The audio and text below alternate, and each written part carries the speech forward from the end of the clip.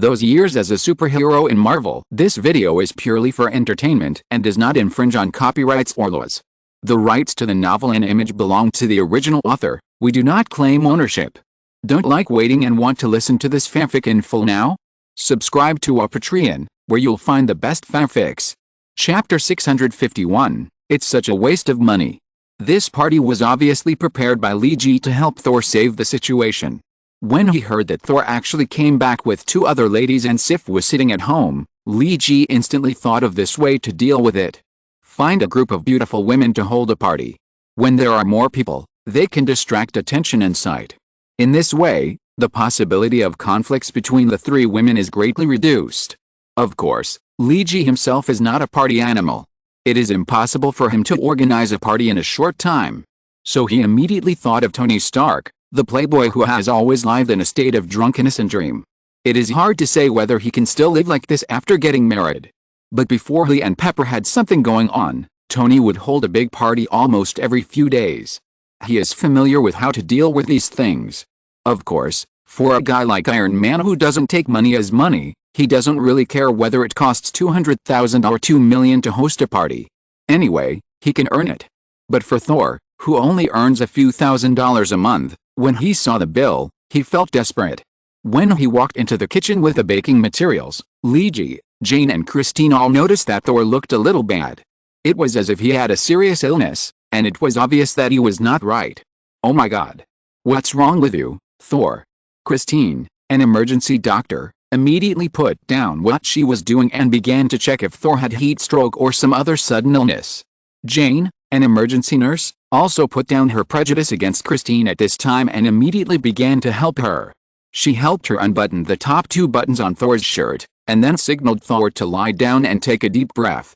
The 2 of them cooperated perfectly. After all, their professional qualities were still there.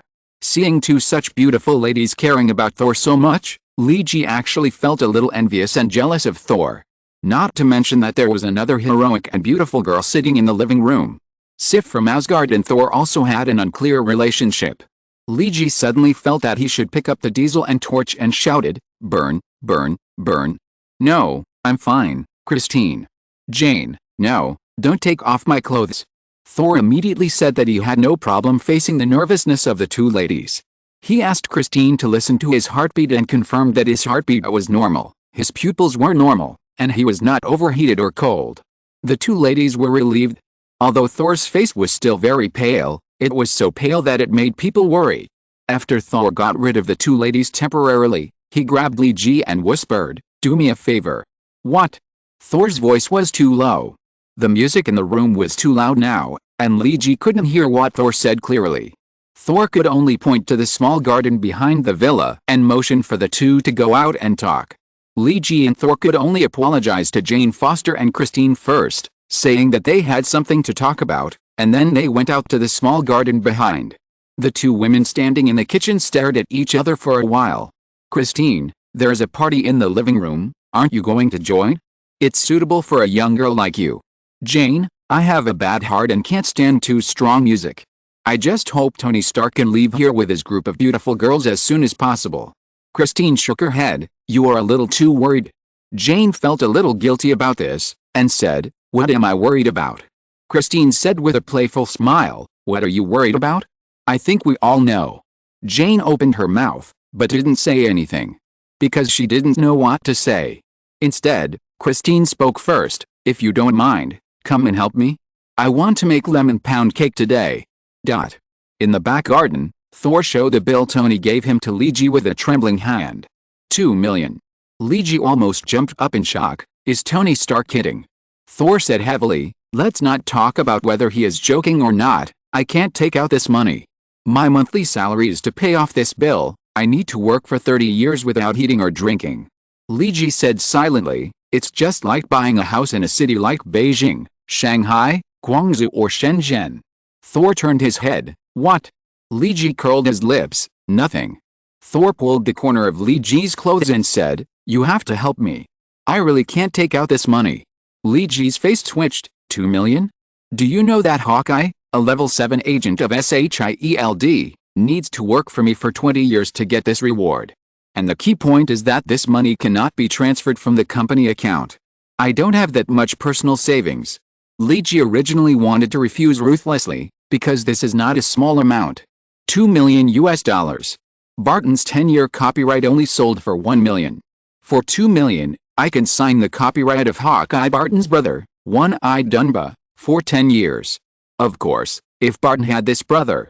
But looking at Thor's pleading eyes, it was like the pitiful eyes of a husky that was about to be abandoned by its owner, or a husky that was about to abandon its owner.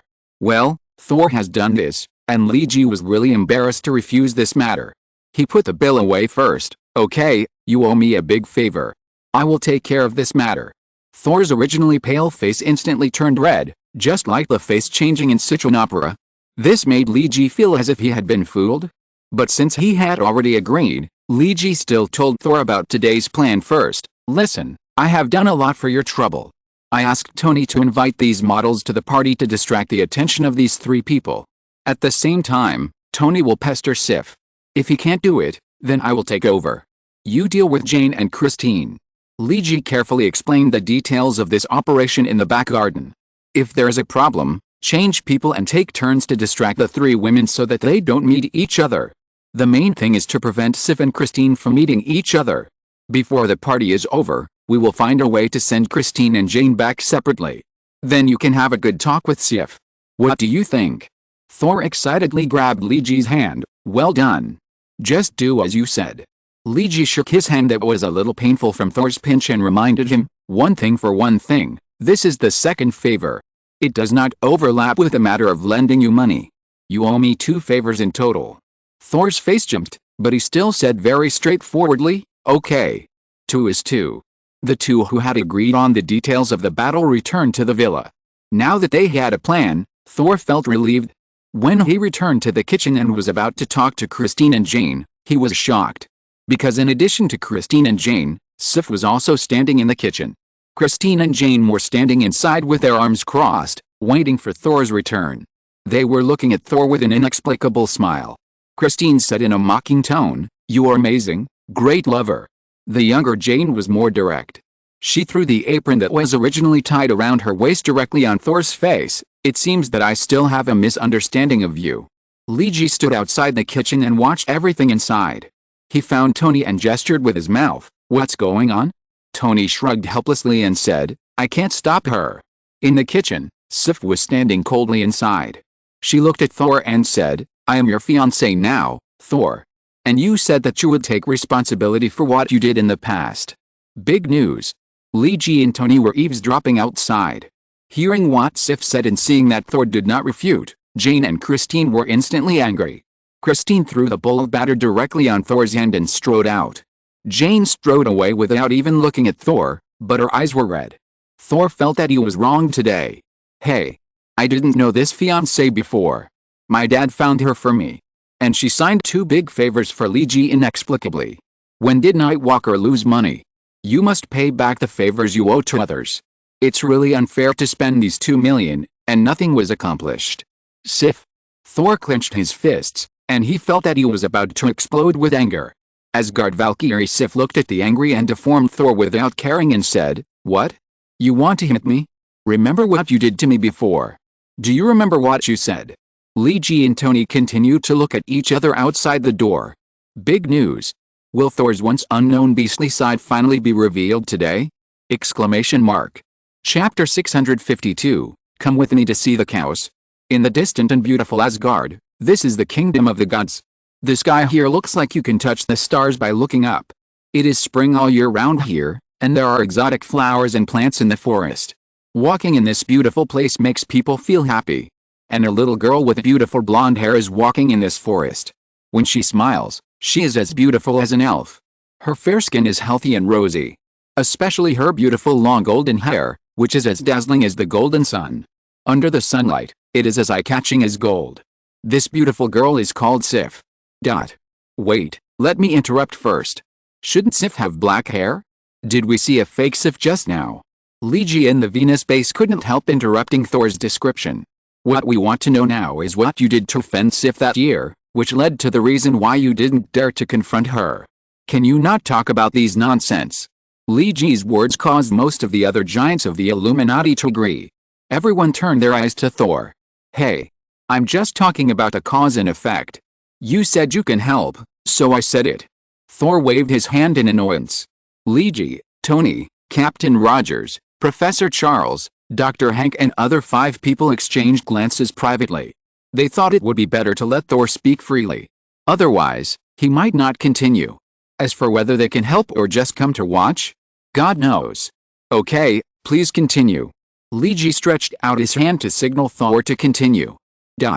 Walking in the forest of Asgard was originally a very safe thing. Because the gods of Asgard would not let any dangerous animals enter this forest where children would come to play at any time. But the 10-year-old Sif didn't know that she was being stared at by a pair of evil eyes. An 11-year-old boy lurking like a hungry wolf was hiding in the bushes, staring at Sif's beautiful golden hair with his eyes. A sharp knife was in his hand. Wait. That boy is not you. What are you going to do to a 10-year-old girl? Beast. Liege interrupted Thor again. Thor stared at Liege fiercely and said, shut up. 11-year-old Thor is the playmate of 10-year-old Sif. They have had a good relationship since a long time ago. But today, Thor had to do something to let Sif down. That was for his delicate sister Loki. Liege whispered, when has Loki ever been delicate? Loki, the 8-year-old Loki, has beautiful long black hair. But she is not satisfied. Because in Asgard, golden long hair is a symbol of nobility. Just like Sif, her beautiful golden long hair is called the daughter of the sun. She is known as the most beautiful little goddess in Asgard. When the breeze blows, the thick golden long hair is like a golden sea of wheat ears, which can transform into a wave. Little Loki was extremely envious. She held her chin up and said longingly more than once, I wish I had such beautiful golden long hair. As Loki's brother, Thor wanted to help her realize this wish every time he saw his little sister's longing eyes and voice. Finally one day Thor accidentally flipped through a magic book. It recorded a magic. Use the tail hair of a golden unicorn and a magic dagger to secretly cut off a strand of long hair when no one is paying attention. Then release a replacement spell, and the person being cast will have the same hair color as the owner of the strand of long hair. Liege was shocked. Wait? Did Thor never read books? Why did he see that magic book? And it happened to be this page? Liege has always been wary of Loki, so he didn't directly guess the direction of the matter towards Loki. In the end, he felt as if he had guessed something, and couldn't help but secretly said, she is so vicious at such a young age. But Liege looked around Thor and others, and it seemed that they didn't notice the role played by Loki in this matter. After all, she was just an 8-year-old, harmless little lolly. The story continues. In order to complete this magic, Thor helped his sister get the same beautiful golden long hair. He decided to sneak attack Sif and cut off a strand of her long hair. Because the spell requires that the long hair must be cut secretly when the owner is not paying attention to be useful, otherwise it will be invalid. Thor stole a frost dagger from his father Odin's treasure house. The frost dagger can maintain the magic in the hair, allowing the next spell to succeed. When Sif entered Thor's ambush circle, Thor suddenly moved. Just like a crocodile that was hunting suddenly launched a fierce attack on an animal drinking water by the river. With a quick step, Thor cut off a strand of Sif's long hair. The sudden rush of the black shadow scared Sif. Because it was too scary, the 10-year-old Sif couldn't help crying. Hey, Sif, it's me. The 11-year-old Thor saw that Sif was crying and immediately went to comfort her. Thor. Hearing the familiar voice, little Sif opened her eyes. She looked at Thor with confusion in her red eyes. Why are you scaring me? I'm just joking with you. Little Thor laughed dryly twice. But before he finished speaking, a terrible thing happened. Sif's beautiful long hair, which was like a golden sun, suddenly burned. Thor tried every way to extinguish the flames of Sif's long hair, until they were all burned out. From then on, Sif, who was originally called the daughter of the sun, no longer had her long golden hair that she was proud of. She was forced to spend the most important years of her life from 10 to 20 years old with a big bald head. A beautiful girl suddenly became a big bald head, and you can imagine how she would be treated. Children of the same age began to laugh at her and make fun of her bald head. The originally weak girl also became extremely fierce. She fought faster and attacked more fiercely than men. Anyone who dared to laugh at her would be beaten by her so that even her mother would not recognize him. With a raised eyebrow, countless companions were defeated by her long sword. Sif also got the title of the best swordsman in Asgard. At the age of 16, she began to fight in the alien space with the army, and she had many military exploits along the way. Under the long sword, there were mountains of corpses and seas of blood. Until she was 20 years old, the Phantom Queen finally found a magic that allowed her to grow long hair again. But the golden long hair was gone. Only black long hair could grow.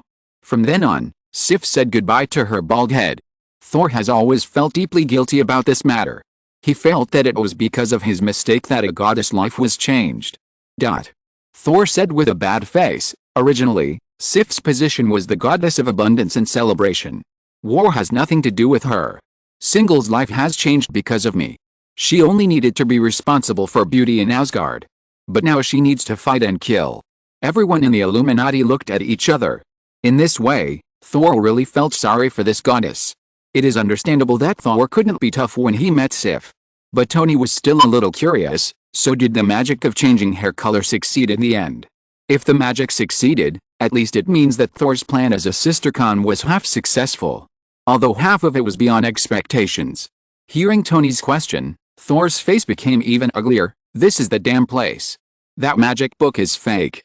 The full name of the book is The Complete Collection of False Magic, 3,000 Examples You Must Never Learn.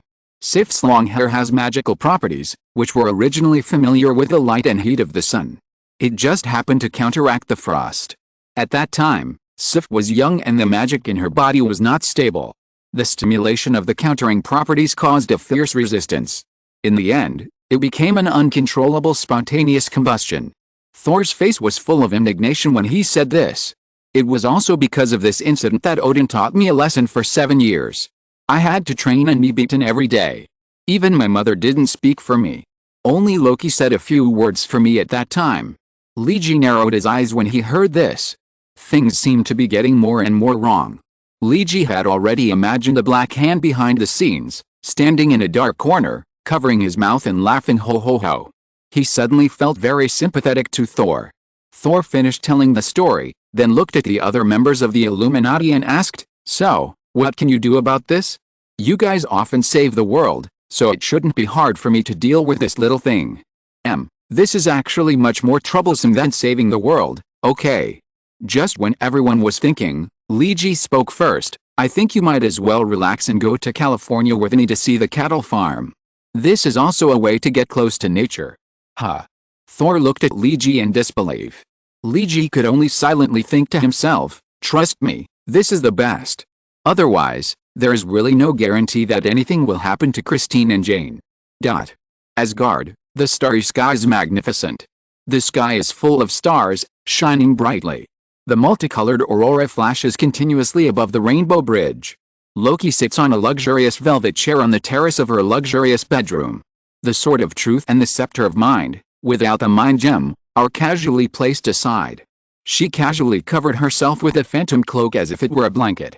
It seemed that the value of this artifact was no different from that of a wool blanket. Without her disguise, Loki looked like a tall and cold queen. There was little expression on her face. She rested her long legs on the railing of the terrace. The golden wool was casually spread on the ground like a rag. Loki's bedroom was extremely luxurious. Even Odin and Frigga's bedrooms were not so luxurious. It was not an exaggeration to say that this was the most luxurious place in Asgard besides Odin's treasury. But there was something that was out of place in this luxurious place. Loki placed an elven dagger next to her. This dagger, which cost 10 gold coins in the elven shop, looked exquisite. But it was just a showpiece. Its value was not even as good as the Asgard specialty ice pear that Loki put on the plate.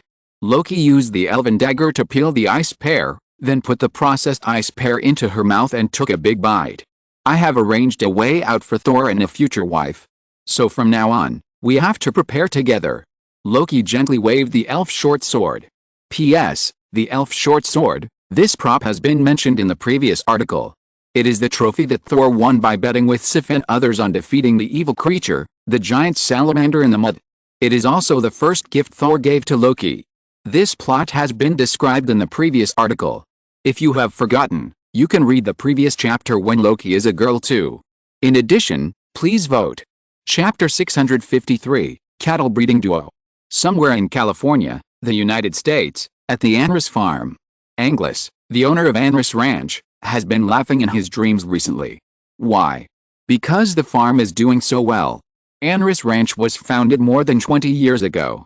Originally, Angus was just a young man who failed in running a butcher shop in New York and was forced to return to his hometown to start the family farming business. At that time, his family only had a dozen hectares of wheat fields and a small ranch, raising about 50 beef cattle.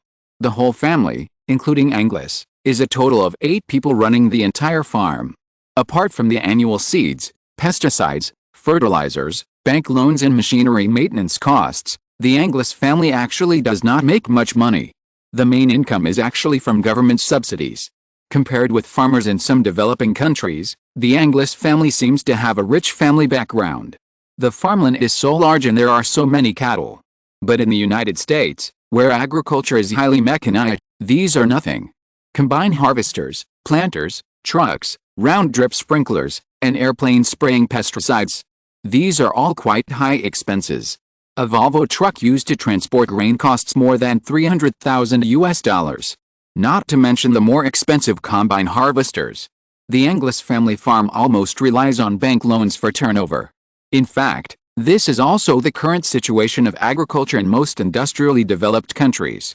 Agriculture and industry are equal. Industry feeds back to agriculture, and farms are managed in a factory-like manner, including bank turnover similar to industry and finance. Angus doesn't like this model very much, because his butcher shop in New York went bankrupt when the bank's capital chain tightened and loans could not be approved. More than 20 years ago, Angus, who had just turned 30, returned to the countryside of California with a sigh, away from the prosperity of New York. He felt that he would probably spend his life as a West Coast cowboy like his father. Until he found a few precious beef cattle breeders. A few breeders completely changed Angus's life and also changed this family farm that had been in business for nearly 100 years. Angus began to breed a new generation of beef cattle with these breeders. From breeding to the first generation of beef cattle being slaughtered, Angus took a full 10 years to succeed. Angus, who had experience in running a butcher shop in New York, realized that the quality of beef was secondary to whether it could be sold at a high price. The first factor affecting the price was marketing and gimmicks. So Angus began to promote it in Los Angeles, the largest city in California.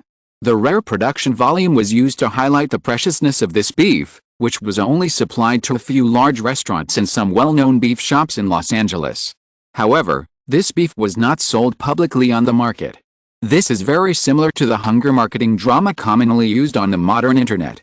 To buy certain things such as electronic products and mobile phones, you have to queue up in the middle of the night and cross the sea to buy them. Of course, on the one hand, this is Angus's publicity and marketing. But on the other hand, the beef cattle Angus found were a bit strange. The breeding rate was extremely low, and it was difficult to estrus. In the past, Angus desperately fed aphrodisiacs to a certain breeder, but the cow did not estrus until it was eaten to death. Later, by adjusting the formula in the aphrodisiac, these breeders began to estrus. And it was intermittent. It is not so easy for cows to conceive a new generation of beef cattle. This has kept the production of this kind of Angus beef from increasing. Although Angus has made the family brand's Angus Ranch into a high-end brand. It took 20 years to transform from an unknown small farm into a luxury beef brand with a small reputation in the circle. But the profit of this small circle is still too small. Look at the farms that sell 1,000 beef cattle a day. That is the real money. I only sell dozens of cattle this month. Even if I sell them at a higher price, I can't compare with them. After all, the number gap is too big. Angus has always wanted to expand the scale of the farm, but the breeding cattle are not strong. The old breeding cattle of the first generation are old, and Angus did not kill them because of their hard work. Although only 2 are still alive now, they are kept separately by Angus. The breeding cattle cultivated by the new generation are better than the old breeding cattle, but the reproduction rate is still not high, which makes Angus very troubled. He found many experts in animal husbandry and couldn't do anything. Until half a year ago, 2 special employees came here to apply for jobs. A young white man, very handsome, who can't help but remind people of the handsome vampire in Twilight. There is also a tall and strong man who looks like a wrestler rather than a breeder.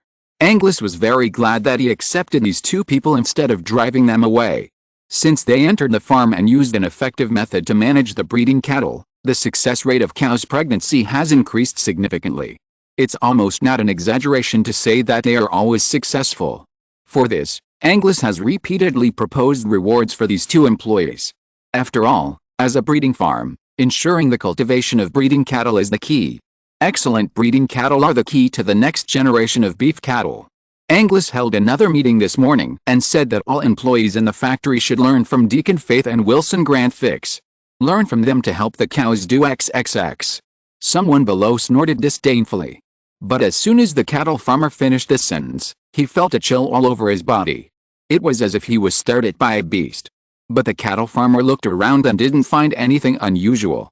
After get off work, when he passed through a small alley, a fist as big as a casserole hit him on the back of his head. After just a few punches, the cattle farmer died. The figure who attacked the cattle farmer in the dark also appeared. It was the tall and strong Wilson who was ridiculed by the cattle farmer in the morning. "That's enough, Wilson. We are not here to cause trouble." Seeing Wilson beat a man to death with just a few punches, another person who had been following Wilson had to come forward to dissuade him. And this person was the other member of the cattle farming duo, Deacon Faith. Wilson Grant Fix's cheeks twitched. "I don't like people calling me by my name." The handsome Deacon Faith said disdainfully. "Then what should I call you? Godfather? Leader of the underworld? Or Kingpin? Don't forget what job you are doing now," Deacon Faith said provocatively. Wilson also said without showing any weakness, "What about you? Deacon Faith? The new vampire noble, the new king of vampires? Oh, by the way, where are the vampires? Where are your subordinates? Have they all been purified by the Osborne Group? Aren't you also breeding bulls now? Stay away from me. I feel sick when I think that your hand has touched the bull's XX." Deacon Faith's mouth twitched. "You talk as if you have never done this. It's been almost half a year. Do you think you have touched it less than me?" Wilson's eyes continued to twitch violently. Well, it is not difficult to hear the identities of these two people from their words. Deacon Faith, the new vampire noble who wanted to overthrow the rule of the old vampire nobles, was finally defeated by Nick. In the end, he was caught by Nick and was not free until Mephitis intervened. The other tall and strong man was the former godfather of the American underground underworld, Kingpin, Wilson. Everyone thought that these two guys were still trapped in hell, but in fact they have returned. They even returned earlier than Doom. But they did not cause any trouble to anyone. Instead, they took up a promising job of bull breeding in the countryside of California, thousands of kilometers away from New York. Have they really turned over a new leaf? Or is there some story or conspiracy behind this? P.S. I am not in good shape today, so I will take a leave to update. If you're listening to this novel on a channel other than Fanfic World, it means they downloaded and uploaded it without effort. We cordially invite you to visit our channel, Mundo Fanfic Novelis. There you'll find the original version of this story and you can explore many other novels of various genres.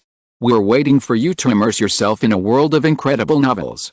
Chapter 654 Lying Fiefin buys beef. Bad, very bad, very bad.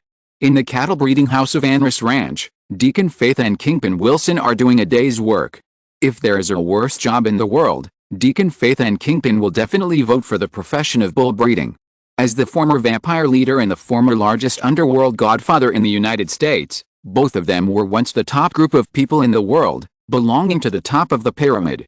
But life is sometimes so fickle, and it will play a big joke on you when you don't know what time it is. Ups and downs can happen to anyone in the world.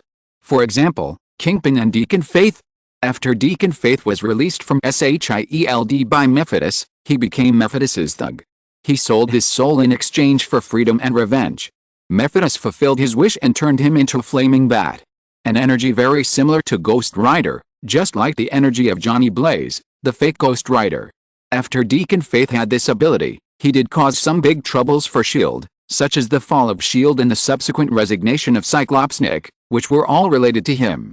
But since then, Deacon Faith has disappeared from New York, or even from the earth, and no one has found him. Kingpin had contact with Mephitis earlier, and when his wife and children died, he had been unwilling to seek a way to resurrect them. For this reason, he approached the Hand and the Society, obtained the Dark Scroll from them, and controlled the Ghost Rider Cambu of the East. In the end, he went to hell, but ended up becoming Mephitis's hand. After all, not everyone is qualified to negotiate with the devil. Mephitis's catchphrase has always been, Working for death. Deacon Faith and Kingpin are not quite sure what death Methodist refers to. Is it just death itself, or is it meant to be something else? Methodist seemed to be making trouble everywhere. In addition to Earth, Deacon Faith also followed Methodist to other planets to make trouble. Although the legendary demons are mostly chaotic, Methodist does not look like the kind of funny guy who is just chaotic for the sake of chaos. Deacon Faith couldn't guess what Methodist was going to do. It was not until Methodist went to Nevada and saw a town with underground fire that some of his behaviors on Earth changed. He seemed to be much more relaxed. But Methodist was relaxed, which did not mean Deacon Faith was relaxed. Because Methodist arranged an extremely painful job for him, which was to breed bulls in California. At the same time, Kingpin was sent by Methodist, and this strong guy became his companion. Methodist gave them some strange crystals. The pink crystals could be easily crushed into powder and then mixed into the bull's feed. In this way, the special breed bulls that were not easy to estrus and had a low reproduction rate began to become easy to control. Of course, as to why Methodist wanted the two former big men to hang out at the cattle farm to help the bulls breed and get more beef cattle on the market, this was something that Kingpin and Deacon didn't know. As Methodist, he didn't need to explain all this like the two thugs. Anyway, if you are asked to breed, just go and breed with peace of mind. Why ask so many questions? It was very aggrieved, because the two did not resist Methodist's strength, so since the boss gave the order, they had to execute it obediently. Even if they had to help the bull XXX every day, even if they were unwilling in their hearts, they still had to do it. Who told them to sign a soul treaty with Methodist? But when will this hard life end? The two now regretted signing a contract with Methodist. The boss of Angus Ranch, Angus, didn't care what his two important employees thought. Because for him, producing more cattle and selling more meat, it was the most important thing to let people all over the world eat the beef cattle produced by Angus Ranch. Because only in this way can he make more money.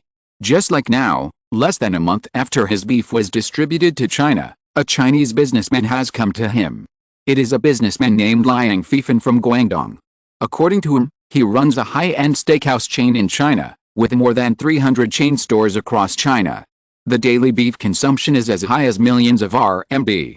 The beef from Angus Ranch was noticed by Mr. Liang Fifan because it began to be distributed in China. He investigated and learned about the details of Angus Ranch. He knew that many well-known steakhouses in California use beef from Angus Ranch. So Mr. Liang Fifan hoped that Angus Ranch could provide him with the same quality of high-quality beef to China.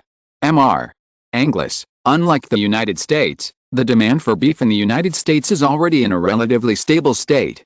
Liang Fifan, who was sitting in Angus' office, was well-dressed. Liang Fifan, who wore gold-rimmed glasses and had a big slicked-back hair, really had the flavor of a successful person, very much like one of China's richest men. China's beef consumption is increasing year by year, although the per capita base is not as high as that of the United States. But the total population is here. As long as China's per capita beef consumption reaches 1/5 of that of the United States, the total amount will be on par with that of the United States. And the demand for beef, a daily necessities, will continue.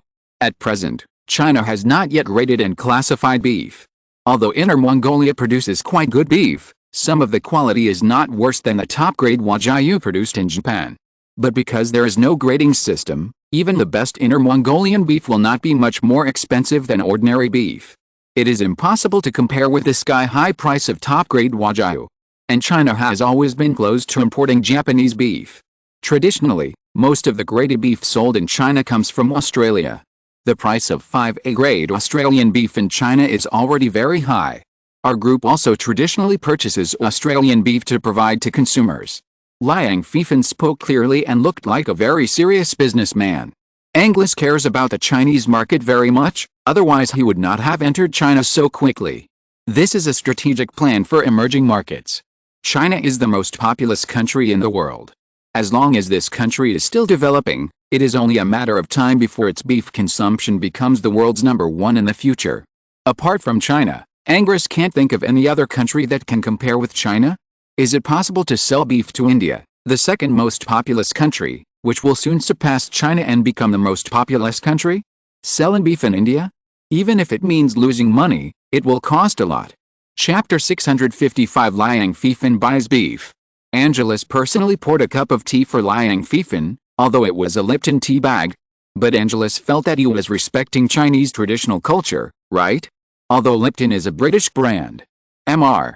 Liang, as you just said, your company traditionally purchases Australian beef, and you even mentioned before that Inner Mongolia in China also produces high-quality beef. Why did you come all the way to the United States to find us? Angelus really wanted to make this deal, but he still wanted to test the other party's sincerity first.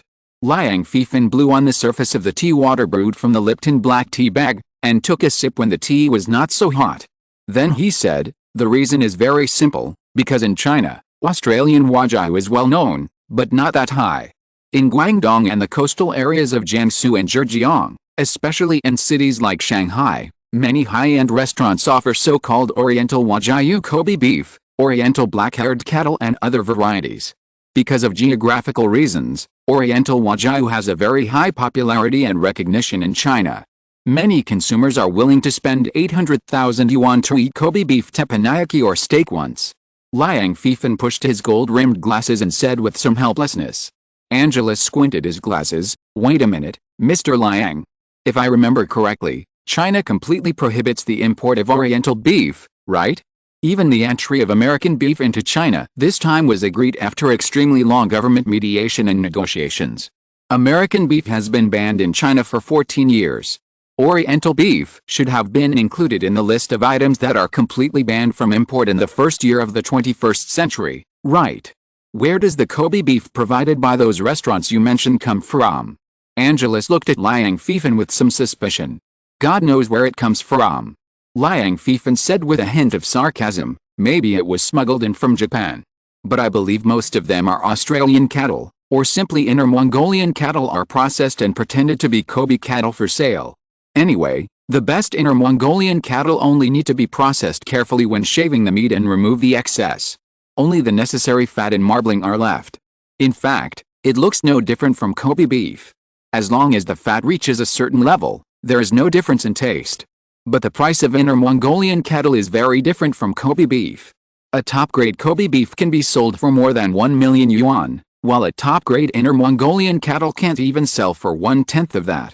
But because there is no grading system and brand effect, the price of Inner Mongolian cattle cannot go up. But I think those who use Inner Mongolian and Australian beef to deceive are conscientious merchants. After all, the quality of these two types of beef is guaranteed. As for the smuggled Japanese beef, it may really be Kobe beef, but God knows the quality. This smuggled meat has not been inspected by the inspection and quarantine departments between the two countries. God knows what problems or diseases it has. This kind of privately slaughtered beef cattle has huge risks. I don't believe that all Japanese people are moral models. After all, they can even use dolphin meat to pass off as whale meat and sell it to their own citizens. You know, dolphin meat has excessive mercury to a terrifying degree. And Minamata disease caused by excessive mercury was first reported in Japan. It harmed hundreds of millions of people in Japan and shocked the whole of Japan in the 1970s.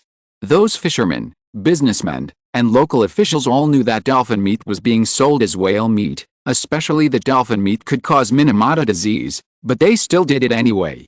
So if a Japanese herder secretly processed 2 Kobe cows with mad cow disease and sold them to China, I would not be surprised at all. There must be someone who could do it. After all, a Kobe cow costs more than 1 million RMB. For any farm in the world, this is not a small loss. Anyway, smuggled meat does not need to be inspected and quarantined, and there are still a lot of people in China who are flocking to Kobe beef. Liang Fifan looked like he hated the Japanese. Liang Fifan's eloquent talk attracted the attention of Angelus, who felt that this Chinese man should not have any big problems and should be sincere in doing business. He also showed many qualities of Chinese businessmen. As for Australian beef, it's like I said before. Its recognition is not high enough. The more important point is that the brand has been damaged. There is a lot of frozen Australian and New Zealand beef in supermarkets in major Chinese cities. The price is often only 15 to 25 yuan/500 grams. The price of beef produced in China is higher than this, so Australian beef has been too low-end, which has damaged its high-end image. Inner Mongolian beef still has the same old problem. China does not have a grading system. Chinese people don't think that China can produce high-end beef, especially the urban elite white-collar workers in major cities such as Beijing, Shanghai, Guangzhou and Shenzhen. Most of them are pursuing a life in developed countries. They believe that everything in developed countries is good. As a joke, Mercedes-Benz's smart model is positioned as a commuter car in the United States and Europe, which is similar to China's Bide F0. But the Bide F0 can be bought in China for just over 30,000 yuan, while the smart under Mercedes-Benz costs more than 100,000 yuan. Although the driving experience of the smart and Bide F0 is not much different, it may even be slightly worse. After all, Bide at least does not use plastic to make the car's fenders, and the connection method is still the plumb screws used to fix the easel, which can be removed with a $5 plumb screwdriver. At least Bide is still made of steel, and also uses welding flux and riveting technology. And this car is positioned in Europe as a cheap car for low-income people and a scooter for the elderly. In China, it has been touted as a symbol of high-quality life for urban elite white-collar workers, and it sells quite well. And the customers of my steakhouse are mainly this group. People who can spend more than 100,000 yuan to buy a smart car will also be willing to spend hundreds or thousands of dollars to eat high-quality beef freshly airlifted from American ranches. Liang Fifan said to Anglais so nakedly, "American beef has just been lifted in China. What is sold is still high-end goods. Now is the time to establish a brand. It will be the best choice for Anglais Ranch to cooperate with me. I have more than 300 steakhouses in Beijing, Shanghai, Guangzhou and Shenzhen. In the past, I mainly sold Australian beef. Now I think the beef from Anglais Ranch is very suitable for improving the brand image. It's good for you and me. There is a saying in China that if you don't make money, you are a bastard." Liang Fifan looked into Anglais' eyes and said, "So, Mr. Anglais, what do you think?" Anglais originally planned to expand the Chinese market. This time Liang Fifan's trip to the United States was like a pillow for him when he was sleepy. Is there anything to consider and refuse? In general, Anglais had no reason to refuse Liang Fifan.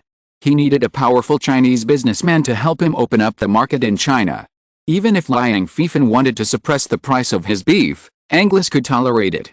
Because this is a long-term investment and plan, you can't fall out because of a little profit. After the two of them had roughly agreed on their intention to cooperate, Liang Fifan made another request, Mr. Anglais, I heard that your company can stand out from the crowd because you found several extraordinary breeding cows. Can you take me to see them? As he spoke, a smile appeared on Liang Fifan's lips. Chapter 656 Ugly Earthlings. Did Liang Fifan really travel thousands of miles to the United States to buy beef? Of course not. Just like the first time he ate the beef from Anglais Ranch, he knew that this beef was not simple. He came here for only one purpose, that is to find out more about the whereabouts of the Skrulls. The easiest way is to pretend to be a Chinese businessman, and then use cooperation as an excuse to gain Anglais' trust and let him visit and explore the secrets of this ranch. Because Liang Fifan can't figure out the depth of this ranch, what if the owner of this ranch is a very powerful existence? When he was in China, in addition to robbing night runners for some living expenses, and buying parts from Huaqiangbai to assemble interstellar communicators, he was also madly absorbing all kinds of knowledge about modern Earth. Because he wanted to be low-key, and low-key. Only disappearing with the crowd is the best disguise. Being in harmony with the world is the best protection. Before he had the ability to leave the Earth or contact his own civilization, he didn't want to expose himself at all, not at all. So in addition to watching TV news and reading newspapers, Liang Fifan also browsed a lot of information on the internet. For example, in some popular online articles, he has tracked like a young man living in a rental house in Spider-Gwen, Shenzhen. There is a similar routine in Chinese online articles, where a master who does not come out to the world lives in seclusion in an unknown small shop, or inn, bar, restaurant. This person is very low-key, but he is protecting the Earth. Anyone who dares to invade the Earth will be treated as a dish by this mysterious owner. Maybe there is such a person hidden in Anglais Ranch? Liang Fifan thought a little suspiciously. Maybe the Skrulls were captured by such a reclusive master. Then they used a special method to turn them into cattle. And then they raised this powerful alien civilization race as food? Liang Fifan thought it was still possible. Because he was locked up by Mandarin Zhangtong as a test subject, who knows what terrible things are hidden in this dangerous Earth? Insidious, cunning, fierce and ugly. This is Liang Fifan's basic evaluation of Earthlings. Liang Fifan has not seen anything like this in his dragon life so far. One civilization has kept people from another civilization in captivity, just for the purpose of eating. Oh my god. If the Earthlings do this, the Nova Corps will list them as the most dangerous race in the universe, and even launch an annihilation war against the Earth.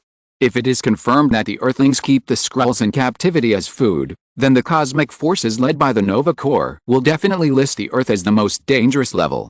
Even the wanted level of the Earth will be higher than that of Thanos, and it will become the first villain to be eliminated in the universe. So Liang Fifan doesn't want to have anything to do with the Earthlings now, but tries every means to escape from here. He can already foresee that the day of the Earth's catastrophe is not far away. Liang Fifan thought about these things one by one, and Angus enthusiastically took Liang Fifan around the ranch, including fully automatic feeding equipment, comfortable and air-conditioned cattle sheds, and concentrated feed fed every day. Even the feeding water has been tested and is a weekly alkaline water that has been prepared. In order to facilitate the comprehensive development of the physical and mental health of the cattle, some light music by Mozart will be played regularly. Well, these cows are indeed enjoying themselves, but this is not the real purpose of Liang Fifan coming to California, USA. Please, I am a dragon man. What interest do I have in earth beef cattle? He just echoed Angus's various introductions on the surface. After all, Angus's expression still looked very proud, the kind of pride in the beef cattle he raised. Liang Fifan could only think to himself, please. It's not because you raise them well, but because these cows have the blood of the Skrulls, so the taste is so special, okay? Exclamation mark. So after visiting the bull breeding workshop, Liang Fifan finally couldn't help but put forward his request. Mr. Angelus, I heard that the reason why your company can breed these special beef cattle, which is very different from other farms, is because you discovered some special breeding bulls back then. Angelus nodded. Yes, that's right. It was about 20 years ago. I found several special bulls. They are exceptionally strong, with solid muscles that look extraordinary at a glance. Wow, I didn't expect the legend to be true. Liang Fifan said with great interest, you must have spent a lot of effort to breed them. Yeah, it took me most of my life to breed these guys. But fortunately it was successful. Angelus said with pride, cattle generally live for 30 years. But due to various reasons, it is difficult for breeding bulls to live that long. You know, breeding is a very hard job. In fact, it's a kind of exploitation for bulls. Angelus looked at Liang Fifan with an expression that you know. So there are only 2 of those special breeds left alive. But they are old now. In order to commemorate their outstanding contributions to the ranch, I did not slaughter them, but kept them in a pen and gave them a separate cowshed for them to spend their old age. Angus looked like he was doing good for the bulls. He even felt that he had done a good job, and to some extent, he was almost a saint. But in Liang Fifan's eyes, Angus was the representative of the ugly faces of Earthlings. He confined a civilized race and raised them for meat, and forced them to mate with cows to give birth to deformed Skuru, cow, hybrids. He even kept feeding aphrodisiacs to these poor Skurus. You actually have the nerve to pretend that you are kind. Who gave you the courage to do this? The faces of Earthlings are really ugly. Liang Fifan laughed dryly twice. He didn't want to deal with the ugly faces of Earthlings at all. He just wanted to find those Skurus as soon as possible. Can you take me to see the original bull who founded this ranch? Liang Fifan still remained polite. There was no reason for Angus to refuse this request. After all, beef can only be sold at a higher price if it has a story. Okay, this way. Bull breeding workshop. Jin Bing and Deacon Faith got together. Deacon Faith gently bumped Jin Bing with his arm. What do you think of the Chinese who just came? Jin Bing glanced around and found that no one was paying attention to the 2 of them before speaking. It's a bit strange, but I can't tell why. Deacon Faith stuck out his tongue and licked his upper lip and said, I have the same feeling. Although this person is dressed like a Chinese, he doesn't look like a human being in all kinds of breath. Jin Bing's eyes suddenly widened a little. What do you mean? I mean, maybe it's time for us to escape from this damn cattle farm. Deacon Faith chuckled twice. The car was driving on the California highway, and the magnificent California scenery on both sides of the highway did not attract Thor's attention. Sitting in Li Ji's super suspension sports car, he said to Li Ji with some entanglement, do I really not need to explain anything to them? It doesn't seem right to just run out of New York City like this. Li Ji drove the suspension sports car on the road and attracted the attention of many passing vehicles. 5 beauties sitting in an open Jeep whistled at Li Ji and the sports car driven by Li Ji. Well, Such a scene still makes people feel good. So Li Ji said happily, "It is necessary to explain, but the time is not now. I believe you will have plenty of time to explain these things in the future. Now, come with me to see the cows." Speaking of cows, it seems that we have reached our destination. Li Ji's suspension sports car began to slow down because he had seen the sign, "Endless Ranch welcomes you." Chapter 657, Fellow countrymen, I will take you home. Li Ji and Thor came to Endless Ranch, but Li Ji didn't plan to go in directly to visit the cattle on the ranch. Because it was too strange. He was too lazy to find an identity to cover up. He was just the boss of a comic, entertainment, company, and it seemed that he had nothing to do with the breeding industry. Endless Ranch would not come out to receive him and arrange a visit. So after finding a suitable place to park the car, Li Ji took Thor directly to an empty place and turned on the cloaking device. Then he walked directly into the farm from the main gate. "Did you bring your hammer? And the phantom belt?" Li Ji specifically confirmed with Thor before taking action. After all, Li Ji felt that the cattle here were a bit strange. Who knows what will happen later? Thor used the identity of Thor once in New York. If a conflict breaks out later and he is asked to use force, he certainly cannot appear on Earth as the Asgardian Thor, otherwise it would be too strange and might cause some bad speculation. So the phantom belt is still necessary to change the image. Tony had upgraded Thor's belt before, adding another transformation image. Seriously, is it necessary? Thor had a headache when he mentioned the illusion belt. It's not because the belt is not easy to use, but because the transformation slogan every time it is used is too unacceptable. For example, the slogan, Thunder God Transformation, is too shameful. Although Tony added a new transformation mode to Thor, he still retained the traditional feature of shouting slogans to transform. If Thor wants to use the new transformation mode, he must first shout, Dragon Warrior Transformation, before he can change to new form. A comic hero wearing a dragon head mask and a shameful tights. Although it was supposed to be a character using a sword, Tony forced it to use a hammer. In addition, Dragon Warrior is a character in an American cartoon that Tony watched when he was a child, and the animation also had an arcade game. The prototype of this arcade machine is currently being privately collected by an Iron Man and placed in a personal museum. Li Ji didn't think Tony's little hobby, such as asking people to do real-life cosplay, was excessive. It was just a small matter. It wasn't me who was shouting anyway, so he ignored Thor's changing expression and said seriously, "It's still necessary. I suspect that what is processed in this ranch may not be beef, but some kind of alien creature. I don't know where the owner of this ranch got these things from, but we must be prepared for suspicious places. After all, the genes of a piece of beef can be exchanged for 1,000 special points." You know, Li Ji encountered a weapon beast that looked like the liquor in Resident Evil in the semi-dimensional space before, and its genes could only be exchanged for 100 points. A creature that is more than 10 times stronger than the liquor? If calculated according to the boss in Resident Evil, it is at least a creature of the tyrant level? Or even stronger? Li Ji couldn't think of any ranch on Earth that could raise the tyrant in Resident Evil as food, or even eat it. So he thought there might be a big conspiracy hidden in this ranch? Liang Fifan also felt that there was a huge conspiracy hidden in this ranch. When Angrus took him into the independent cattle shed in the northwest corner of the entire ranch.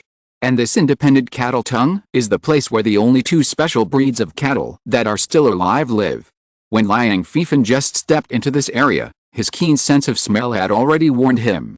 This is the smell of the Skrulls, no mistake. The Skrulls can perfectly imitate any creature they have seen, and will not reveal any flaws. But Liang Fifan, or Fifan Long, once accidentally made a Skrull into sashimi and ate it on the edge of the Andromeda Galaxy a long time ago. In the genes of the dragon people, they have an extremely sensitive record of what they have eaten. There is no need to see the appearance of the food, just some drifting smells. The dragon people can find out from their memory genes whether they have eaten similar things. This is the skill that the dragon people have cultivated in the exploration of the universe, which allows them to find food in many wild places, because as long as the genetic arrangement of the food is normal, it will be regarded as edible by the dragon people. As for what the food looks like, whether it is ugly or beautiful, delicious or unpalatable, the dragon people don't care. After all, the development of colonies in the universe is not tourism. When Liang Fifan stepped into the cow shed, his original 8-point certainty instantly soared to 10%. Two old cows that were old and began to lose meat and looked skinny appeared in front of Liang Fifan. This is not because Angus withheld their feed, but because the cows are old and have poor digestion ability, so they naturally become thinner. Anyway, that's how Angus understood it. But Liang Fifan didn't think so.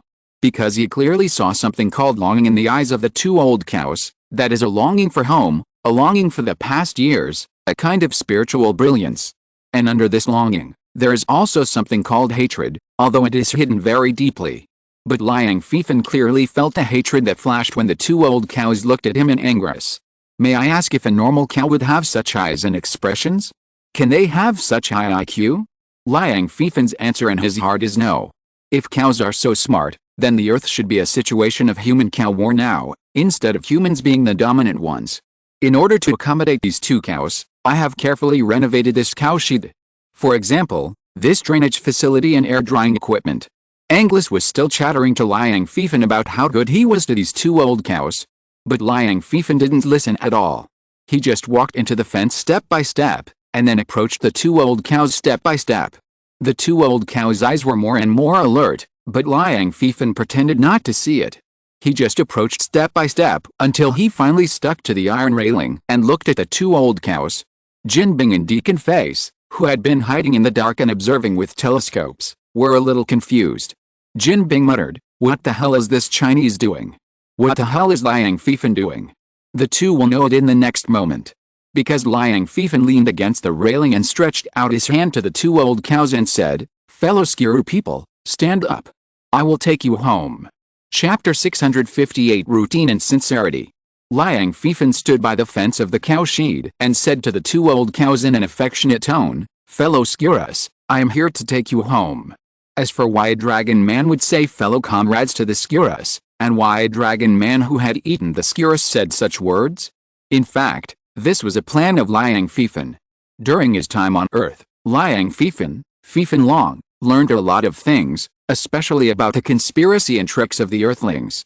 In a place called Kidian Chinese Network, he read a lot of books, and from the stories of various novels, he summed up a more powerful thing, that is, routine. That's right, routine. The development of things itself has certain regularities. As long as you find a suitable opening, the story will move forward in the pre-designed direction. This is the routine. The usage of routine is varied and ever-changing. No matter how smart you are, as long as you are routine, most of them will end in misery. From the various novels Liang Fifan read, he found such a rule. As long as the routine is used well, even the strongest enemy will be successfully tricked. Liang Fifan devoted himself to learning this thing called routine. But at the same time, because this website called Kidian is open to the public, it is equivalent to spreading this kind of routine teaching. So Liang Fifan can only curse in his heart, Earthlings are really sinister. Let so many routines be spread to the public. This further strengthened Liang Fifan's determination to find a way to rule the dragon civilization away from Earth. After leaving Earth, the human beings on Earth are the most sinister and ugly civilization he has ever seen. But no matter what, Liang Fifan's goal now is to trick the two Skrulls who turned into old cows. He has made a plan. First, pretend to be a Skrull to deceive the trust of the two Skrull cows. Then pretend to be looking for them, but because of some accidents, the spaceship was lost. Now the spaceship is damaged, and they need to tell them where their spaceship crashed before. See if there are any parts in their spaceship that can be used for repair. As long as the Skrull spaceship is found and a few key parts are obtained, even if the spaceship cannot take off. As long as he can connect with his own civilization, Liang Fifan will have achieved his goal. As for what to do with the two Skrulls, cows, later? It's very simple. Let them continue to turn into cows, braise them if they should be braised, stew them if they should be stewed, or boil them in sauce if they don't work. Or you can make Cantonese-style stewed beef brisket with radish. During his stay in Guangdong, Liang Fifan learned a lot of techniques for processing beef. The beef that Skrulls turned into is so delicious, just slaughter it and hand it over to Master Kang downstairs to process it, and it will be delicious when made into beef noodles. As long as he can escape from this dangerous Earth and stay away from the dangerous Earthlings, Liang Fifan doesn't mind using more tricks. Liang Fifan is ready. After he tricked the two Skrulls, they ran towards him crying and shouting, "Comrade! I finally waited for you to come." Then there was a touching scene of recognition, and then he said with a sad face, "I'm sorry, The organization is late. Well, this routine is very nice and perfect. Isn't this how the Golden Theater performs in the evening? Liang Fifan felt that he had begun to grasp the true meaning of the routine. But when he looked at the two skrulls affectionately and said the preset lines loudly, the routine that was expected to be promoted did not appear. Huh? What's going on? Liang Fifan was a little confused. And Anglus, the owner of Anglus Ranch, was even more confused. What's wrong with this Chinese businessman? Why did he suddenly go crazy when he came to the cowshed? Is he a fool? Anglus can't cooperate with a fool. The two skrulls, cows, who were originally deeply wary of Liang Fifan and Anglus now looked at Liang Fifan with a deeper and more fearful look. The two even began to whisper in cow language to convey information. Cow A, moo, I smell a terrible smell on this human. Cow B, moo moo moo, I smelled it too, not the smell of our own kind, but the smell of our companions eaten in his body. Cow A, moo moo moo. But what should we do? He seems to have discovered that we are skrulls. Are we going to die today? Are we going to die on this terrible planet? Cow B, moo moo, we didn't die at the hands of that terrible earthling, so are we going to die at the hands of someone else? Cow A and Cow B both had a look of fear and despair in their eyes. The two cows huddled in the corner, trembling in fear.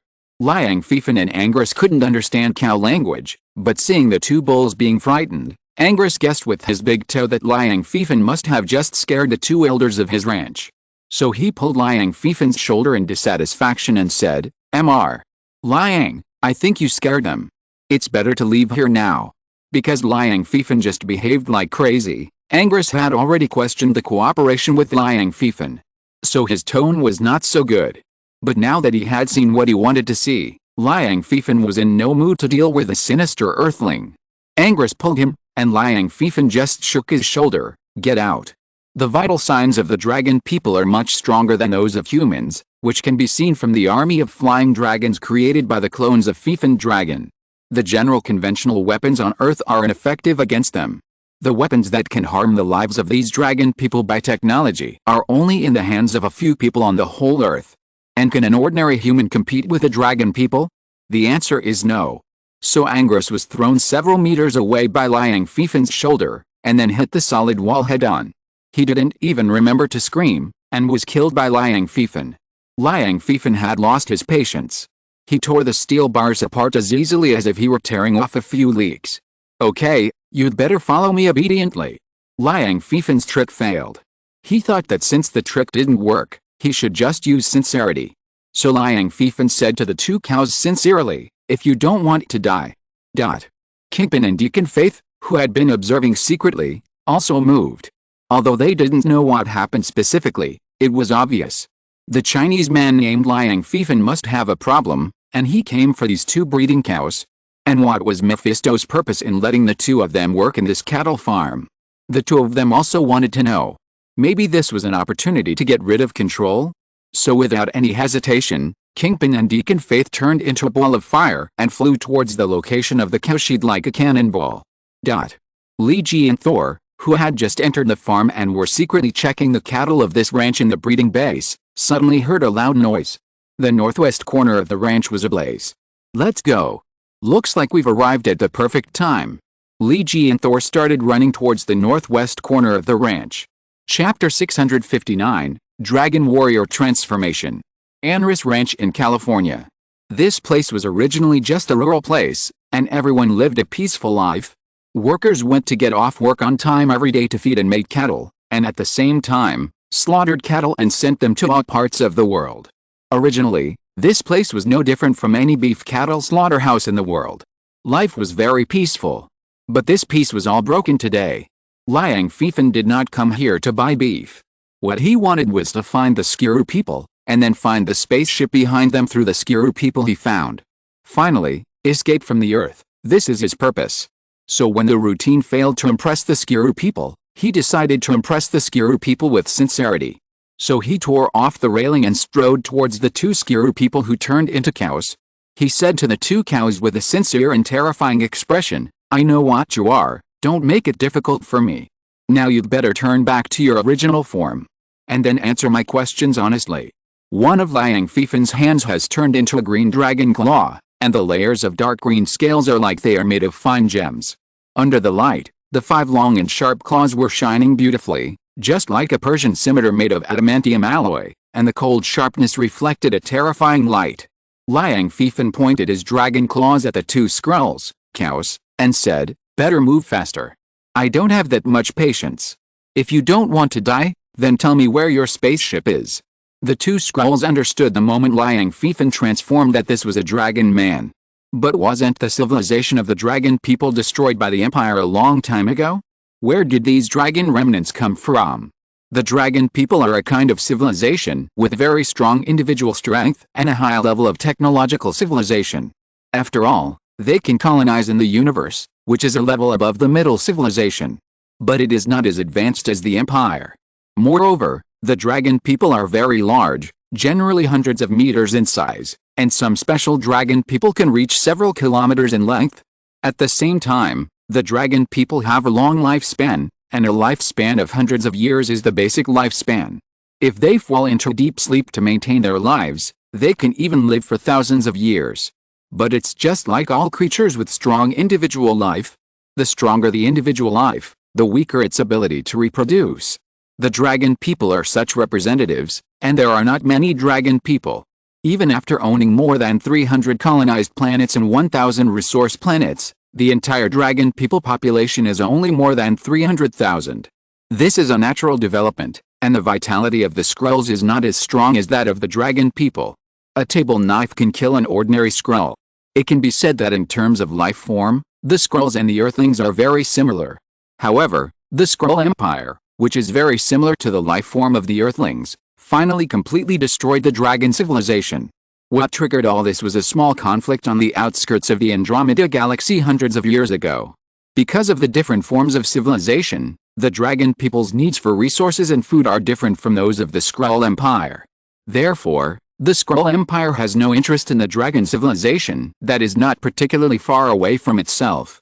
As long as the dragon people don't cause trouble, it's fine. But hundreds of years ago, a dragon who was courting death ate a small Skrull noble who was patrolling the star field on the edge of the Andromeda galaxy. This was like stirring up a hornet's nest for the Skrulls. The noble citizens of the Empire were actually eaten as food? Exclamation mark. This was unacceptable. So an interstellar hunt began. But the cunning dragon man actually escaped the Empire's hunt from the Andromeda galaxy. This made the Skrull Empire furious. They conducted diplomatic negotiations with the dragon civilization and demanded that they hand over the dragon man who ate the Skrull. But when the dragon man who ate the Skrull returned to the dragon empire, his body changed and he developed some Skrull characteristics. One of them was that he could use a transformation similar to that of the Skrulls. Although it was not the ultimate perfect transformation of the Super Skrulls, it was also a huge gain for the dragon civilization. Because the dragons were limited by their vital signs, it was not easy to find a habitable planet. The reproduction rate of the population also became extremely difficult. Although the country encouraged childbirth, the number of newborn dragons continued to decline. The appearance of this new mutant dragon man gave the dragon civilization hope. Perhaps the dragon civilization had the opportunity to become the hope of a high-level civilization like the Skrull Empire. So under the vote of the dragon elders, they had the dragon man named Skrull, and sent him as a guide to move towards a place far away from the Andromeda galaxy. The dragon elders were prepared to use delaying methods to solve this matter. As long as the dragon man who ate the Skrulls was not found, and then continued to delay, and finally compensated the Skrulls for some losses, the matter would be resolved. The idea was good, this was a good routine. But, just like the extraordinary dragon routine failed to trick the Skrulls, the dragon elders also failed to trick the Skrull Empire. They didn't listen to the explanation of the dragon elders at all, and directly ordered the troops to press the border with an overwhelming number of interstellar battleships. The dragon empire resisted step by step, and this genocide war lasted for nearly 200 years. It was not until all the dragons were killed by the Skrull Empire that the Skrulls felt that they had barely taken revenge. It was really, I said I would kill your whole family, and I must kill your whole family. And who this escaped dragon man was actually very clear. That is the Fifan dragon, who was forced to land on Earth due to an accident outside the spacecraft during his escape, and was severely beaten and fell into deep sleep for hundreds of years. Fifan dragon would never know that a small mistake he made back then led to the destruction of his entire dragon civilization. And now, when he stood in front of the two Skrulls with his fangs and claws bared, the two cows could only tremble. Because the Skrulls knew very well that their civilization had destroyed the civilization of the dragon people. And the physical characteristics of the dragon people were also very clear in the historical records of the Skrulls. So there was almost no need for more confirmation, and the fact that Liang Fifan was the remnant of the dragon civilization had been exposed. Kaoe made a human voice for the first time. It was terrified and made a strange sound with its vocal cords. Giant, dragon people. Did yours have been destroyed long ago? Liang Fifan, who was originally planning to torture him, was stunned by this sentence. The dragon people were destroyed? This sentence contained too much information. Just as Liang Fifan was stunned, two balls of blazing flames pierced the wall of the cowshed like cannonballs. The dead Angress was instantly burned by the hellfire, leaving no residue. Kingpin and Deacon Faith, who were transformed by Mephisto into fake ghost riders using the hellfire, also heard a cow speaking human language the moment they came in. Although they were surprised, they now knew clearly that the two cows raised here were indeed not simple. This strange Chinese, no. This guy should not be human, this non-human guy must be coming for these two cows. Without any hesitation, Kingpin and Deacon Faith shot out two chains with hellfire in an instant. The hellfire on the chains instantly evaporated the moisture in the surrounding air. The hay that was originally laid on the ground of the cowshed instantly turned burnt yellow, just like it was exposed to the sun for a month and then fried in a hot iron pan. This cattle farm really has a hidden master. Liang Fifan dodged the two hellfire chains with a flash, although he didn't know what this thing was. But this kind of flame gave people a very bad breath. But Liang Fifan is not a pushover. Judging from the fact that his clone can fight the mass-produced steel armor on equal terms, Fifan Dragon's own ability is actually stronger. It was just unlucky to run into Zhang Tong, who had the 10 commandments in his hand and had mastered the Zhuangguang, that he was controlled. Liang Fifan's two hands had already transformed into dragon claws. He stepped on the ground at a very fast speed and in a blink of an eye, he had killed Deacon Faith and Kingpin. The cold light flashed between the waving claws, and everything he passed was crushed into powder. Kingpin and Deacon Faith can play with fire, but Fifan Dragon can too. The dragon's breath is no worse than the fake hellfire that the two of them forced to give. The moment Liang Fifan used his claws to force the two apart, he instantly jumped up to a certain height, and then a hot dragon breath erupted instantly. The coverage area was so large that it almost covered the entire ranch, only protecting the underground cattle shed, and the temperature was so high that it reached a terrifying high temperature of 8,000 degrees. This temperature is enough to instantly vaporize most objects in the ranch. Deacon Faith couldn't care less about hiding himself at this time. His flaming bat form was wanted by SHIELD. He would be found as soon as he showed up. But now he couldn't care less. Bang! As if something exploded inside his body, Deacon Faith's body swelled instantly, and a huge flaming bat appeared instantly. The inextinguishable hellfire burned between the pale bones, and the flames flowed between the wings. And Kingpin, who was also transformed by Mephisto, didn't hesitate at this time and activated his Ghost Rider, transformation. The hellfire appeared out of thin air and covered his body to form a heavy armor. The black armor burning with red flames was exactly like the Hell Knight in the myth. Even the transformed skeleton looked so similar. After transforming into the Hell Knight, the two people's resistance to fire was basically full. The dragon's breath couldn't hurt the two people at all, so the two people directly killed Liang Fifan in the air under the high temperature of the flames. The two fake Hell Knights were not afraid of high temperature flames, but the more than 1,000 employees in this farm were all normal humans. This terrible high temperature could be felt even from a long distance, and the moisture on the human body was instantly evaporated, just like walking in the desert for a day without taking in any water. Damn! What the hell is going on here? Li Ji looked up at the sky. Liang Fifan, who was originally in human form, had to show his extraordinary dragon body in the face of the double team of two evil ghost riders, fake. The overwhelming size was impressive. Li Ji had seen this kind of thing in the Battle of New York. But now he was not entangled in how there would be such a flying dragon. He thought that this flying dragon unit was a biological weapon that Mandarin had spent decades researching. Because compared to the giant flying dragon that suddenly appeared, the high-temperature dragon breath from the sky like a doomsday disaster was the most terrifying. As long as this dragon breath burned to the Anris farm, more than 1,000 employees in the field would probably evaporate in an instant. Damn it! I just came to see the cows, And I got into trouble like this. Get back. Luigi came out of the invisible state, changed into the Night Walker's clothes, and waved his hand with the 10 rings gloves to form a strong cyclone to block all the dragon breath. Then, with a wave of his hand, let the dragon breath go back to where it came from. Luigi felt that it was time to close the door and let Thor go. 2 evil ghost riders and a flying dragon, he should be able to deal with them with his current strength, but it will definitely take some effort. And he might get hurt. And the purpose of bringing Thor here is to prevent similar accidents.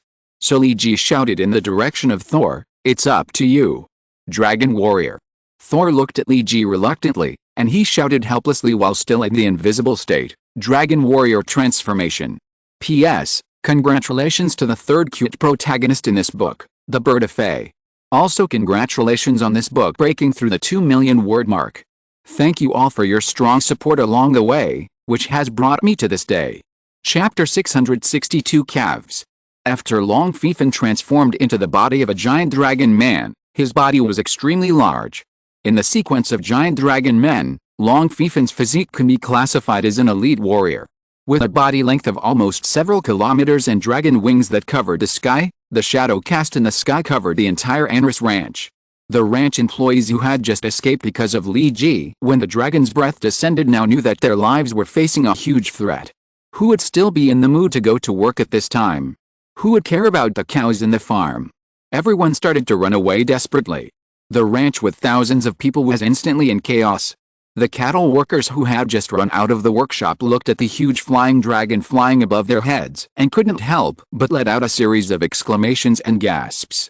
A young cattle worker looked at the giant dragon flying in the sky and couldn't help shouting, "Aldrin! It's Aldrin! It's the Terminator of time!" This young cattle worker looked only in his 20s, his face looked a little paler than that of ordinary people, and he looked a little thin. He looked more like a homeboy addicted to video games than a healthy and strong worker. The other strong young man who was dragging the young dairyman to escape could not help but hit the other's head hard. "Wake up! This is the flying dragon that appeared during the Battle of New York. It's just that the one we see now is bigger. It has nothing to do with your Aldrin, Dragonborn, Skyrim and Old Man Scrollbar." The young and thin cattle farmer couldn't help but retort, "That's not called Old Man Scrollbar, that's called the Elder Scrolls." But the strong cattle farmer dragged the other's collar without any care, and carried him away like a chicken, and said as he walked, "I call you Old Man Scrollbar, Elder Scrolls or Girl Scrolls, it doesn't matter what you call it. But you can't be addicted to a game to death, okay? Read the news, go out for exercise. Even play a few games of Overwatch or LOL and communicate with people on the internet, okay? Look at your computer. It doesn't look like a normal person's computer anymore. Even a game geek's computer won't be like yours." The young cattle farmer who was led away like a chicken retorted unyieldingly, "What's wrong with my computer? It works fine. I use Intel i9-7900X and Corsair 128G Platinum Comb memory, dual-way Crossfire T-Danks graphics card, and a disk array composed of 4 Intel 1TB solid-state hard drives. Every time I boot up the software to detect, I can kill 99.99% of other computers in the world in seconds." The strong worker who was dragging him forward couldn't help but said with a toothache, "Is this why you use the money for buying a car to assemble a computer? And do you know how long it will take to pay off the loan for your computer?" The skinny cattle farmer folded his arms across his chest and let his strong companion drag him forward. "I don't care." The strong companion was really having a headache. If this man was not his cousin, he would have abandoned him and let him fend for himself. "Forget about you buying such a good computer. But you don't play anything. You just installed an old man's scroll bar. It's the Elder Scrolls," retorted the skinny chicken. "Well, whatever it is called. I don't understand why this crappy game can fill up all 4 terabytes of storage. Which game developer in the world is so stupid that he can develop such a large capacity game?" The strong cattle farmer dragged his thin cousin to the front of the pickup truck and threw him on it. Bang! Skinny chicken fell weakly on the co-pilot and shook for a while. "You don't understand the charm of the Elder Scrolls. We need mods and resources. We need body shapes, beautification, ENB, followers, skeleton movements, mission mods, real weather, mounts, and various laboratories and skin beautification and character creation systems. I just ordered a 4 terabyte mechanical disk on Amazon recently, and I want to use it as a data disk. I will create an unprecedented and real Skyrim world. Skinny Chicken made a great wish to his strong cousin. He vowed to collect all the mods and resources of the old man scroll bar in the world. Well, he is not afraid of the game crashing after the mod conflict. As for Skinny Chicken's strong cousin, he was too lazy to listen to Skinny Chicken's chatter. He threw a mobile phone directly into Skinny Chicken's hand and said to him, "I'll drive, you take the video, and edit it for me with your super cool computer later. I'm going to put it on YouTube." Skinny Chicken had no chance to refute, so he could only turn on his phone obediently according to the form, and then began to faithfully record this battle that took place in rural California. Moreover, Skinny Chicken and his cousin found a familiar figure, that is, the famous Nightwalker in New York. His personal comics are now selling well in California. As a geek, Skinny Chicken also collects Marvel comics. Wow! It's Nightwalker. Look, he flew up and fought with a dragon and 2 fire monsters. Skinny Chicken exclaimed while faithfully recording the scene with his mobile phone. And his strong cousin drove around as smoothly as possible, and he was not in a hurry to leave here. This is a rare and precious picture. Whether it is uploaded to YouTube or sold to TV news media that want to know the details of the battle later, it can make a small profit. With this money, the deficit that Skinny Chicken had to buy a computer can be partially made up. As Skinny Chicken's cousin, he felt that he had such a cousin, which was simply Alaska. Wow! Look! There are lightning and thunder in the sky. Is this the skill of Nightwalker? Even the clouds in the sky are pressed down and turned into dark clouds. Is this an X skill? Skinny Chicken kept exclaiming. Nightwalker also has ice ability? Cousin, look! Look! His freezing ability almost froze the 2 fire monsters into a lump. What a pity, these 2 people ran away. Wait, that dragon wants to escape. Skinny Chicken shouted like a fanatical fan watching the esports finals. Wait, what is that? Who is that guy who suddenly appeared, wearing a Japanese-style martial arts uniform and a dragon mask? Is he from Japan or China? The strong cousin couldn't stand his cousin's chattering. Shut up. That's the Dragon Warrior. Skinny Chicken, so what is that? Cousin, an animated character. The protagonist of an American animation that was popular for a period of time in the 1990s. Skinny Chicken complained, why is the protagonist of an American animation dressed in Japanese style? Huh? No, it's a bit Chinese. People in that era had a really weird aesthetic. Such a unique taste. The cousin's eyes narrowed. He wondered if he should punch this Skinny Chicken to let him know the price of making fun of his aesthetic taste. You know, when he was 7 years old, he waited in front of the TV every day for this cartoon to start. The Dragon Warrior and the Nightwalker seemed to be in the same group. Once the Dragon Warrior joined the battle, the whole battle became one-sided. Whether it was the dragon or the fire monster, it seemed that they were quickly subdued. Seeing that there was nothing to shoot, the strong cousin patted Skinny Chicken on the shoulder and said, "Okay, turn off the camera to save some electricity. Let's go home first." Skinny Chicken nodded. When Skinny Chicken looked back at the rearview mirror, he thought he saw something in the pickup's dump box. So he lay on the seat and looked at the pickup's dump box through the rearview mirror. 2 small calves were kneeling in the dump box of their own pickup truck, and the 2 calves were shivering. Cousin, there are 2 cows behind your car." Skinny Chicken signaled his cousin to pay attention to the situation. The strong cousin adjusted the angle of the rearview mirror, and he also saw the 2 calves in the dump box. Maybe they are calves that ran away from the breeding area during the chaos. The cousin said uncertainly, "I can't send them back to Endless Ranch in their current condition. It's even hard to say whether Endless Ranch can continue to operate in the future." Skinny Chicken took a look at the 2 calves that were a little thin and trembling as if they were too frightened, then turned to look at his cousin. "What are you going to do with these 2 cows?" The cousin thought for a moment and said, "Forget it. Now that such a big thing has happened, no one will care. Let's find a buyer and sell these 2 cows. The money we get will be enough to pay off part of your computer loan." So the fate of the 2 calves in the pickup truck's rear dump truck has been decided. If you're listening to this novel on a channel other than Fanfic World, it means they downloaded and uploaded it without effort. We cordially invite you to visit our channel, Mundo Fanfic Novelis. There you'll find the original version of this story, and you can explore many other novels of various genres. We're waiting for you to immerse yourself in a world of incredible novels. Chapter 661, The Prelude to the Struggle Between 2 Civilizations, 5,300 words long chapter. Please vote. The combination of Thor and Nightcrawler Lee G is quite aggressive. In particular, Thor's strength was fully demonstrated in this battle. No, it should be said that Thor still has some reservations. He still has some strength reserved. Because there are too many innocent people around.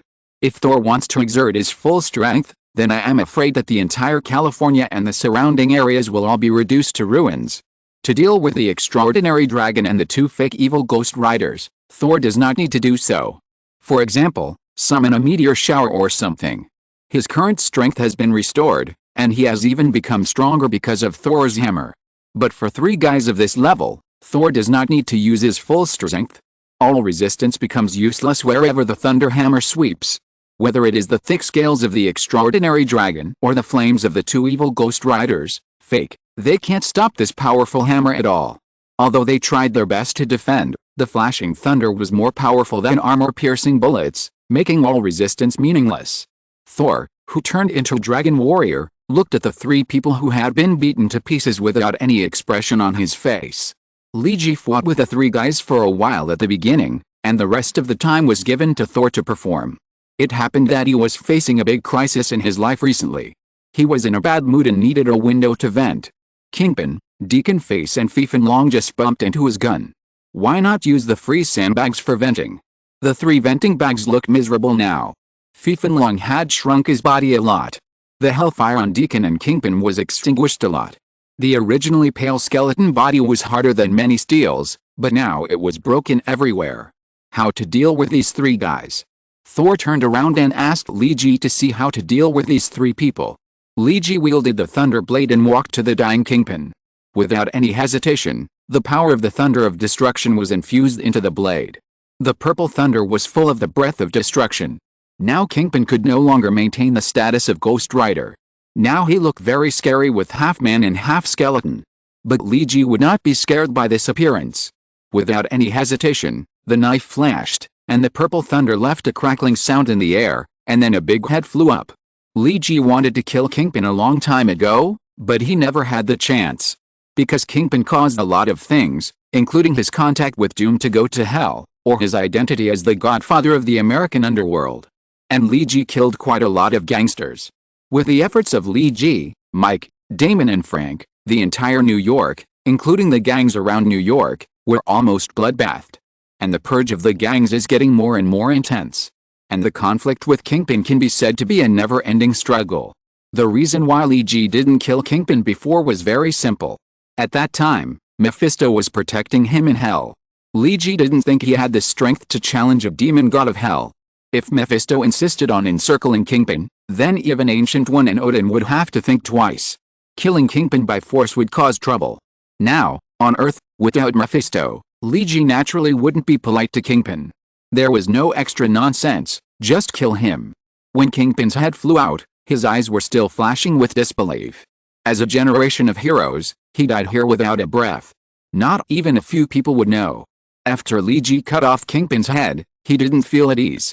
Because Kingpin seemed to be endowed with special powers by Mephisto. In the story, this kind of guy with special powers is generally difficult to kill, and he might even be resurrected. Loki didn't want to kill the snake. He simply destroyed his bones and scattered his ashes. Purple thunder of destruction gushed out from Loki's palm like crazy. With the breath and power of destruction, it swallowed up Kingpin's body in an instant like a greedy purple dragon. The purple light dissipated, and nothing was left on the ground. Loki dressed as Nightwalker, and Fifin Long and Deacon Faith could not see his face under the hood, and they didn't know what Loki was thinking. Thor didn't care that Loki killed Kingpin without saying a word. Speaking of killing, whether it was Loki or Iron Man, including all the people in the Illuminati, plus the Avengers, S.H.I.E.L.D. and SHIELD, the number of people killed might not be as many as Thor alone. So Thor didn't have any expression at all, but just asked lightly, "Did you kill these two too?" Loki shook his head. "Leave this flaming bat to Captain Rogers. If I remember correctly, Deacon Faith is a wanted criminal of S.H.I.E.L.D. If Captain Rogers catches him, it will be a great achievement and useful. As for how to deal with him, leave it to Captain Rogers." Loki has decided on how to deal with Deacon Faith. When it was the turn of Fifin Long, Loki thought about it. Fifin Long is now too small, and he can no longer maintain the fighting form of a dragon man, and can only turn into a relatively large flying lizard. Loki glanced at him, This guy should have something to do with the Battle of New York. And maybe all the problems here today are caused by him. Although I don't know why the cows here are so important. But maybe he knows something. Catch him and torture him severely. Thor had no opinion on this treatment, because he had a relatively comfortable fight today, which dispelled a lot of the depressed atmosphere in his heart. And just when Lee Ji and Thor decided on the affiliation of the two people, in the distant only, a pair of demon eyes were observing all this through Deacon Faith. The red-skinned Lord of Hell, Mephisto, sat on his blood throne, unconsciously turning the ring on his finger. A strange smile hung on the corner of his mouth. I didn't expect the development of things to be a little beyond my expectations. But the Dragon Man? Maybe I have to change my plan. As he spoke, Mephisto clenched his left hand, and a ball of black and red flame began to burn in his hand.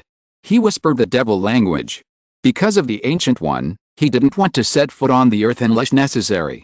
But in the entire death plan, the earth is a very critical place. So Deacon Firth needs to use other methods to complete his mission. For example, he can find a few agents and use some secret methods to cover up his breath, so that the Ancient One can't detect him. After all, the Ancient One is not omnipotent. Now Dormammu in the Dark Latitude has begun to erode other beings like crazy. The Ancient One is now busy maintaining the formation of the entire Earth, so let Dormammu stay away from the Earth.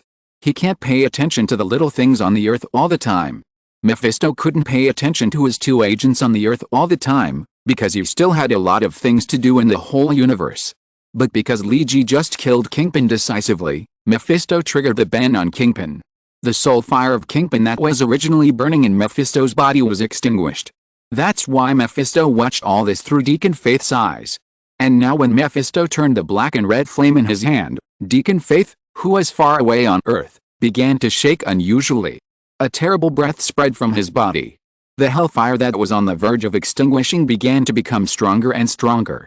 Deacon Faith had a bad premonition. He wanted to resist this power as much as possible, but he and Mephisto had signed a soul contract. In Mephisto's hands, he was like a toy and had no power to resist at all.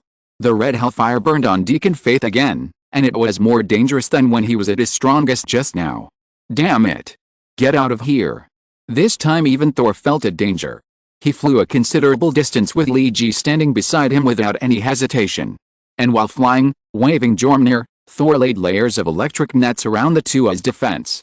And just when Thor had just laid the defensive electric net, a powerful energy burst out of Deacon Faith's body.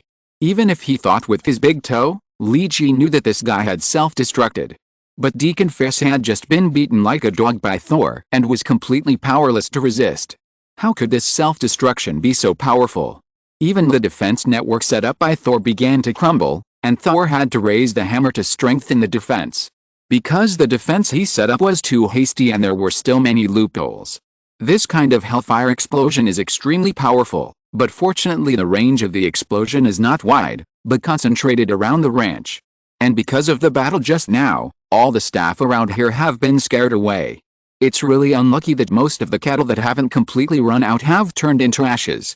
When the powerful explosion ended, there was nothing left on the ground except a large pit with a diameter of more than 1.5 kilometers and a depth of nearly 80 meters. Lee Ji and Thor looked at each other. And the extraordinary dragon that was originally caught and sliced for research must be dead now without even a dregs left. But is the extraordinary dragon really dead? Nevada, a place where underground fire is raging. The so-called underground fire refers to underground coal fire, which is the burning of coal seams hidden underground, and gradually spreads and develops into a large-scale coalfield fire. There are many places in the world where underground fires are burning, but ordinary people don't care much about this kind of thing. The underground fire caused by large coal fields is enough to burn for hundreds of years, because the ultra-high temperature on the surface will make the place where the underground fire burns a dead land. There is no water, no living things, only scorching hot land that can roast people. An underground fire is difficult to extinguish. The best outcome is to control the scope of burning. There is only one way to stop underground fire, that is, the coal and natural gas resources in the underground fire are burned out and then cooled naturally. For example, this underground fire in Nevada, American scientists speculate that the coal fire under it has been burning for nearly 500 years. It should have stopped burning in the 1990s because the coal field should have burned out. But this underground fire burned until the 21st century. The final investigation results showed that there may be undiscovered coal fields supporting the burning of underground fire. But how big is the reserve? How long can it burn? No scientist can give an accurate answer. Because the fire is raging and no one is allowed to enter, accurate geological surveys are impossible to carry out. We can only rely on some data to make inferences. And under this piece of fire, a spaceship far beyond the Earth's technology is buried deep underground. The nearly 1,000-degree high temperature of the coal field did not damage the spaceship. Fifan Long experienced an unprecedented explosion and thought he was dead. But when he woke up, he found himself in a high-tech spaceship. Or to be more precise, in the wreckage of a technological spaceship. And it is very, very hot here. The high temperature that is fatal to humans or Skrulls is just relatively hot for a Fifan Long. Because the dragon people are a very heat-resistant race. Looking at the spaceship and the logo on the spaceship, Fifan Long recognized it at a glance. This is the wreckage of a Skrull spaceship. He originally wanted to find this place, although he didn't know what happened just now. But why did he suddenly travel here because of the unprecedented explosion? Fifan Long frowned. He felt that things were not that simple.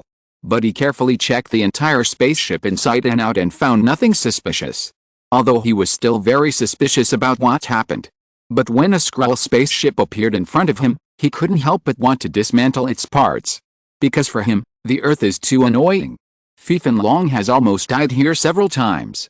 He can't wait to return to the hometown of the dragon people and enjoy his warm bed at home. This is a wanderer's desire to return home. Fifan Long subconsciously chose to forget what the Skrull Bull said before, that the dragon civilization had been destroyed.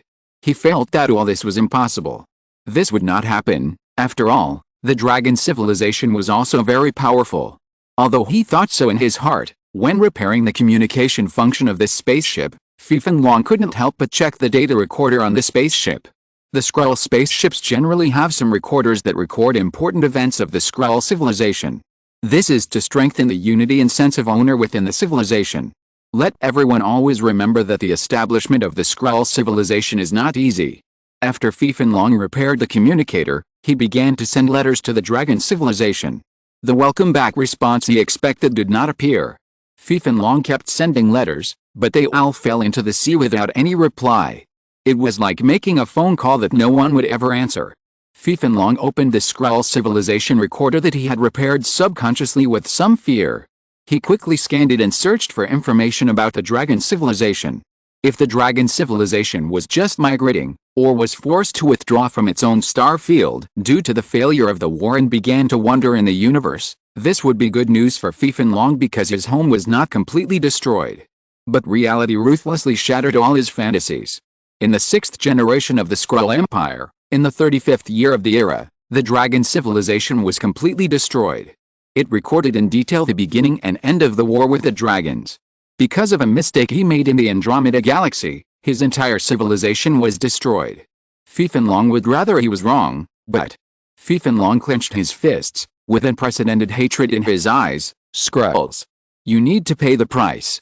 Fifan Long was determined to take revenge, but facing the most powerful empire in the universe, is revenge so easy? But almost subconsciously, he thought of the place where he was standing now. This place called Earth. Andromeda is 2.2 million light-years away from Earth. Even if the Skrulls have advanced civilization, 2.2 million light-years is still not a short distance. If they were to send a large fleet to Earth, it would probably take hundreds of years to reach Earth. The larger the fleet, the greater the jump energy required. And the energy interference during long-distance jumps is enough to form a black hole that doesn't know where it goes. So this is almost technically impossible, unless a stargate is opened. But the time required to build an artificial stargate is also calculated in hundreds of years. And if an assault fleet that can quickly jump to Earth within 10 years is sent, will those fleets mainly composed of small spacecraft really be useful for them to come to Earth? Fifan Long wants to destroy a superpower empire. He wants revenge. But how easy is that? The Kree Empire and the Skrull Empire have been fighting for so many years, and both have won and lost. What if the Skrulls are distracted? Let them divide their forces to attack a distant planet? Do the Kree have a chance to defeat the Skrulls? Fifan Long doesn't know how much chance the Kree have of winning, nor does he know whether the Earth can help the Kree attract hatred. Because all this is just his idea. But when the hatred of genocide filled Fifan Long's mind, he no longer cared about so much? If he eats a small noble, the Skrulls can destroy the dragon people. So what about the people on Earth? Fifan Long has received a message from the records on the spacecraft. There is a Skrull royal family on this spacecraft, the nephew of the current Skrull Emperor Vi, a truly important royal family. Humans preyed on the Skrull royal family and included them in their food chain. Is this acceptable to the Skrulls? Fifan Long felt that this was intolerable given the Skrulls' pride. Even if the Milky Way was the headquarters of the Nova Corps, the Skrulls would come for revenge. As for whether the Earth can withstand the Skrulls' wrath and bite off a piece of flesh from them, or even both sides would suffer, Fifan Long didn't care, because he had never seen a race that was more despicable, ugly and sinister than humans. This sinister race might be able to cause a lot of trouble to the damn Skrulls in a non-violent way. Especially since the Earth was progressing like a cosmic civilization, and now the Earth civilization was exploding. If the Skrulls were preparing a large fleet to invade the Earth in hundreds of years, then perhaps they would have to face a terrible opponent. And all this was exactly what Fifan Long wanted to see. Only when these two races died would Fifan Long be happy. So without any hesitation, Fifan Long adjusted the repaired communication equipment to the Skrulls' channel and sent out a distress message. Earthlings are preying on us, and we are forced to reproduce for the Earthlings' food. The Skrull royal family has become a link in the Earthlings' food chain. Help. Chapter 662, Desperate Virus and the Zodiac. Constant experiments, constant failures. The research project seemed to have reached a dead end. Maya Hansen was very hard-working and helpless. The Extremis virus project was not a simple thing from the beginning. It was too forward-looking, and the cost of the research that lasted for nearly 17 years was staggering. No private company was willing to invest in this. For Maya Hansen, the Extremis virus was her most important treasure. She hoped that it would change the world and change mankind after it appeared. The Extremis virus was something that put people to death and then reborn. In essence, it was a special medicine that could quickly treat the regeneration of broken limbs and various physical defects. In fact, many scientists around the world are doing research in this area. For example, Dr. Connors before, such as Maya Hansen. Overcoming various difficult and complicated diseases in the human body and making humans more perfect is something that many scientists are striving for and willing to devote their lives to. For example, Maya Hansen. She was willing to do these things. She extracted genes other than rapid regeneration from a plant and began to improve the genes. This is a tedious and extremely expensive job. After working in the first laboratory for a year, the leader of the laboratory said that the investment was too huge and there was no output, so Maya was driven away. So holding the plan of the desperate virus, Maya began to look for people willing to invest in her around the world. But at that time, most people said that they were not optimistic about this project. After all, the plan of the desperate virus sounded like a fantasy. Make up for the basic defects of the human body and completely eliminate the Neanderthal genes hidden in the human body. This primitive gene is the culprit of most congenital diseases in humans. Enhance the basic metabolism and gene resistance of the human body, enhance immunity, kill most of the invading viruses through the body's own immune system, and start to make up for and heal the wounds that have already appeared. Through super regeneration methods, using the desperate virus as its own energy source, the damaged limbs begin to recover quickly and eliminate disability. Strengthen some parts of the body. The desperate virus has good functions and is very powerful. It is even more powerful than the lizard serum that Dr. Connors originally set. But the higher the preset goal, the more difficult it is to achieve. Maya needs research, and research requires money.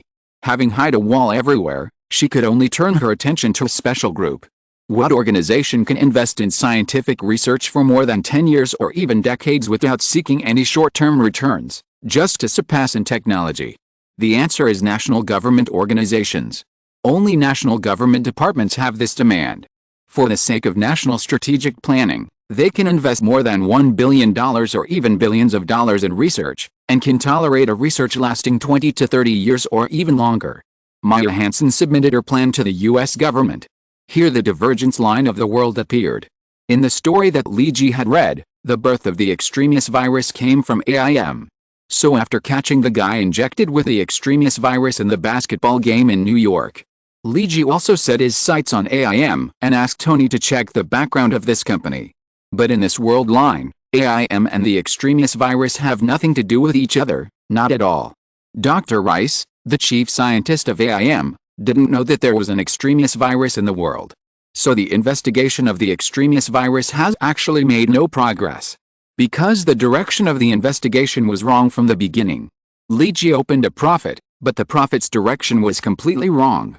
Maya Hansen finally got the military's confidential research funds because they valued the last point of the extremis virus, strengthening body parts. Just like the Super Soldier project has been restarted many times over the years, but it has been stranded many times. Whether it is the military or the government, they all hope to train a group of elite soldiers. Maya Hansen does not want to train a group of killing machines, but when people face their ideals, they sometimes have to bow to reality. But the sad thing is that even if you bow your head, your ideal will still not be completed. The project team is disbanded, Dr. Hansen, the military leader who is responsible for communicating with Maya, said with regret. Wait. Our project has just made progress in breakthroughs. You see, we only need to conduct some human trials to make more progress. Maya argued vigorously. It's impossible, Doctor. To tell you the truth, Osborn Group's limb regeneration plan has reached the level of market application. And it has begun to cooperate with the military to help veterans who are disabled on the battlefield. The head of the military said calmly. This makes the most important project of the extremis virus lose its value. At the same time, the head of the military cleared his throat and said with a strange look on his face. I think you should know, Doctor. The previous lawsuit between Captain Rogers and the military. Maya nodded. The lawsuit between Captain Rogers and the military over copyrights was known to the whole world. So you should know one thing, we lost all the copyrights of Captain Rogers. The annual income of more than $350 million was cut. The head of the military said bluntly. And the military's annual budget is limited. Congress will not allocate funds to the military without limit. And for research like the extremis virus, Congress will not allocate funds to us at all. The head of the military, a colonel in his 50s, looked at Maya with his ice-like firm face and said, without this money, and the Osborn Group's limb regeneration plan has been launched. So the extremis virus must be discontinued. Dr. Hansen, pack up your things, it's over. You should also rest. The colonel patted Maya's shoulder and turned to leave. I need to conduct live experiments. I need to get enough data to convince the military to continue. Maya, who was fired from the military, was walking on the streets of New York City, muttering. She wrapped her coat tightly, even in summer. Because under her coat was a bottle of extremis virus serum that the military ordered to be destroyed. Maya was unwilling to see her research of more than 10 years go to waste. She needed to do something. Even if it was illegal, she couldn't care less now. Taking risks might be a kind of scientific spirit in her eyes. A drunk man who was drunk on the street came into Maya's sight, and this man was the unlucky snack seller Myron. Note. Damn. What happened? Maya felt that things were beginning to go beyond her control. Because Myron hadn't shown up for several days. She had been secretly observing Myron, recording his living conditions and the situation after being injected with the extremis virus. She injected Myron illegally. And Myron became Maya's guinea pig when he was drunk. So Maya couldn't just knock on Melon's door and do a questionnaire survey. She was trying to find Melon, but she wouldn't find him. Because Melon had been subdued by Leegee and thrown into the secret laboratory of the Osborn Group, where he was under strict control. Maya was a beautiful woman. When she was young, she had charmed many men. For example, the world-famous Mr. Iron Man had once been under her skirt. Although she is now in her 30s and almost 40 years old, her careful maintenance and the use of the skincare liquid launched by Shuguan Company have made her skin look like a rejuvenated skin, returning to the tightness of her 20s. This makes her look more attractive than a young girl. But now she is unkempt and looks extremely haggard. Because Melon disappeared completely, Maya couldn't find him anyway. Her only hope was also taken away. She felt that she had lost the meaning of living in this life. The extremis virus project was stopped to prevent the leakage of secrets. The military destroyed all the finished drugs and all the equipment, and sealed those that could not be destroyed. It is not a pleasant thing for anyone to see their lifelong efforts go down the drain. So getting drunk in the bar became Maya's daily routine.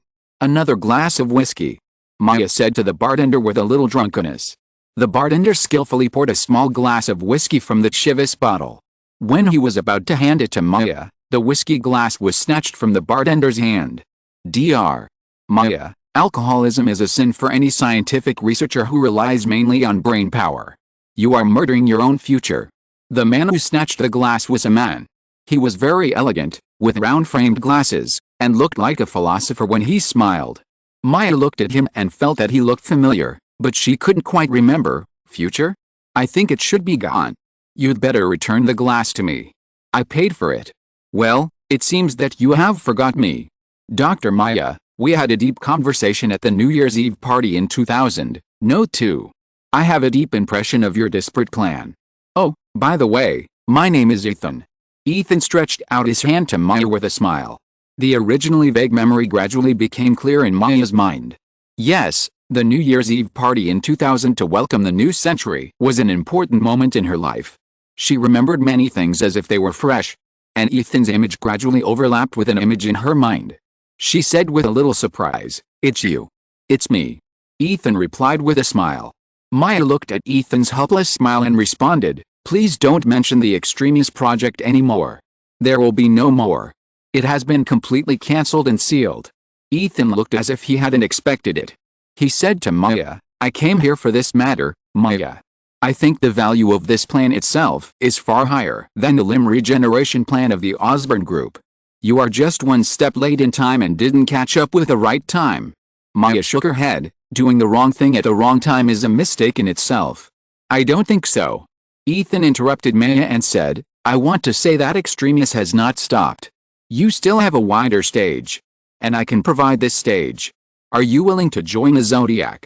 Maya looked up at Ethan's eyes in surprise. Note, Myron was the unlucky guy who was injected with the Extremis virus and was finally subdued on the basketball court. Note 2, this New Year's Eve party is the party at the opening of Iron Man 3. Ethan also participated in it, and that was the first time he met Tony Stark. PS3, there is only one update today. I am a little tired. Please ask for leave. Chapter 663 Brain Pain. You took Thor to see the cows. Did you find anything? I heard that the Anris Ranch was blown up by you. In the Venus base, Tony was typing and calculating various data on the keyboard at a high speed. He looked up at Liji, who had just walked in, and asked. "Nothing was found. This is the worst." Liji shrugged. "In addition, we found the Kingpin, who was always thought to be in hell, and Deacon Feith, who is wanted by S.H.I.E.L.D. There is also the flying dragon that we saw in the New York battle, but it looks like it is an intelligent creature, not a simple biological weapon." Liji simply recounted what happened to him and Thor at the Anris Ranch. Because there are many suspicious places, but now the clues are interrupted. Because Deacon Feith's final self-explosion destroyed the entire Anris Ranch, including the cattle, they were all turned into ashes in the explosion, without any residue left. There is no possibility of finding 2 living cows to conduct genetic tests on them to find some clues. This made Liji feel that this trip to the Anris Ranch was a failure. Although Kingpin was finally solved, Deacon Feith also blew himself up, and the giant dragon, Extraordinary Dragon, also died in Deacon Feith's self-explosion. But what conspiracy did they have?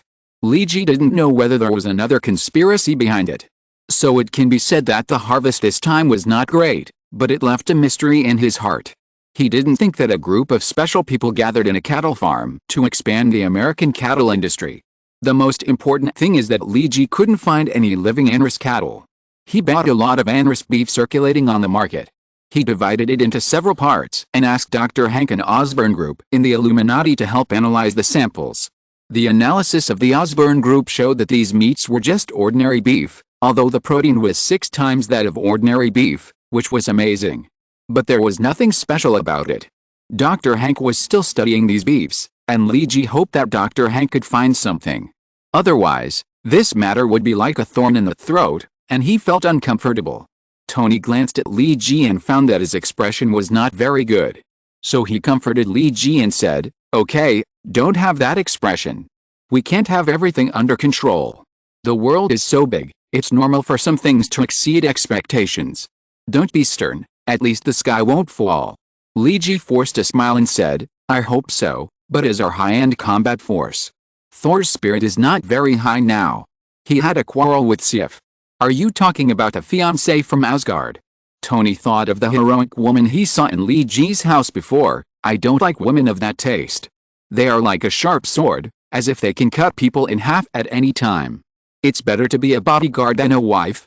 Fortunately, she is Thor's fiancée. That's the problem. Sif never gives in to Thor's problems. She seems very tough on the issues of Christine and Jane Foster. Leiji felt a headache when he thought of this. Sif originally just liked Thor simply, but if Thor ignored her, she couldn't do anything. But when Odin arranged her to marry Thor, her status was different. If there were no changes, she would be the princess of Asgard in the future. Whether Thor inherits the throne or Loki becomes the queen of Asgard, Sif's status is completely different. She is also in a position to interfere in Thor's affairs.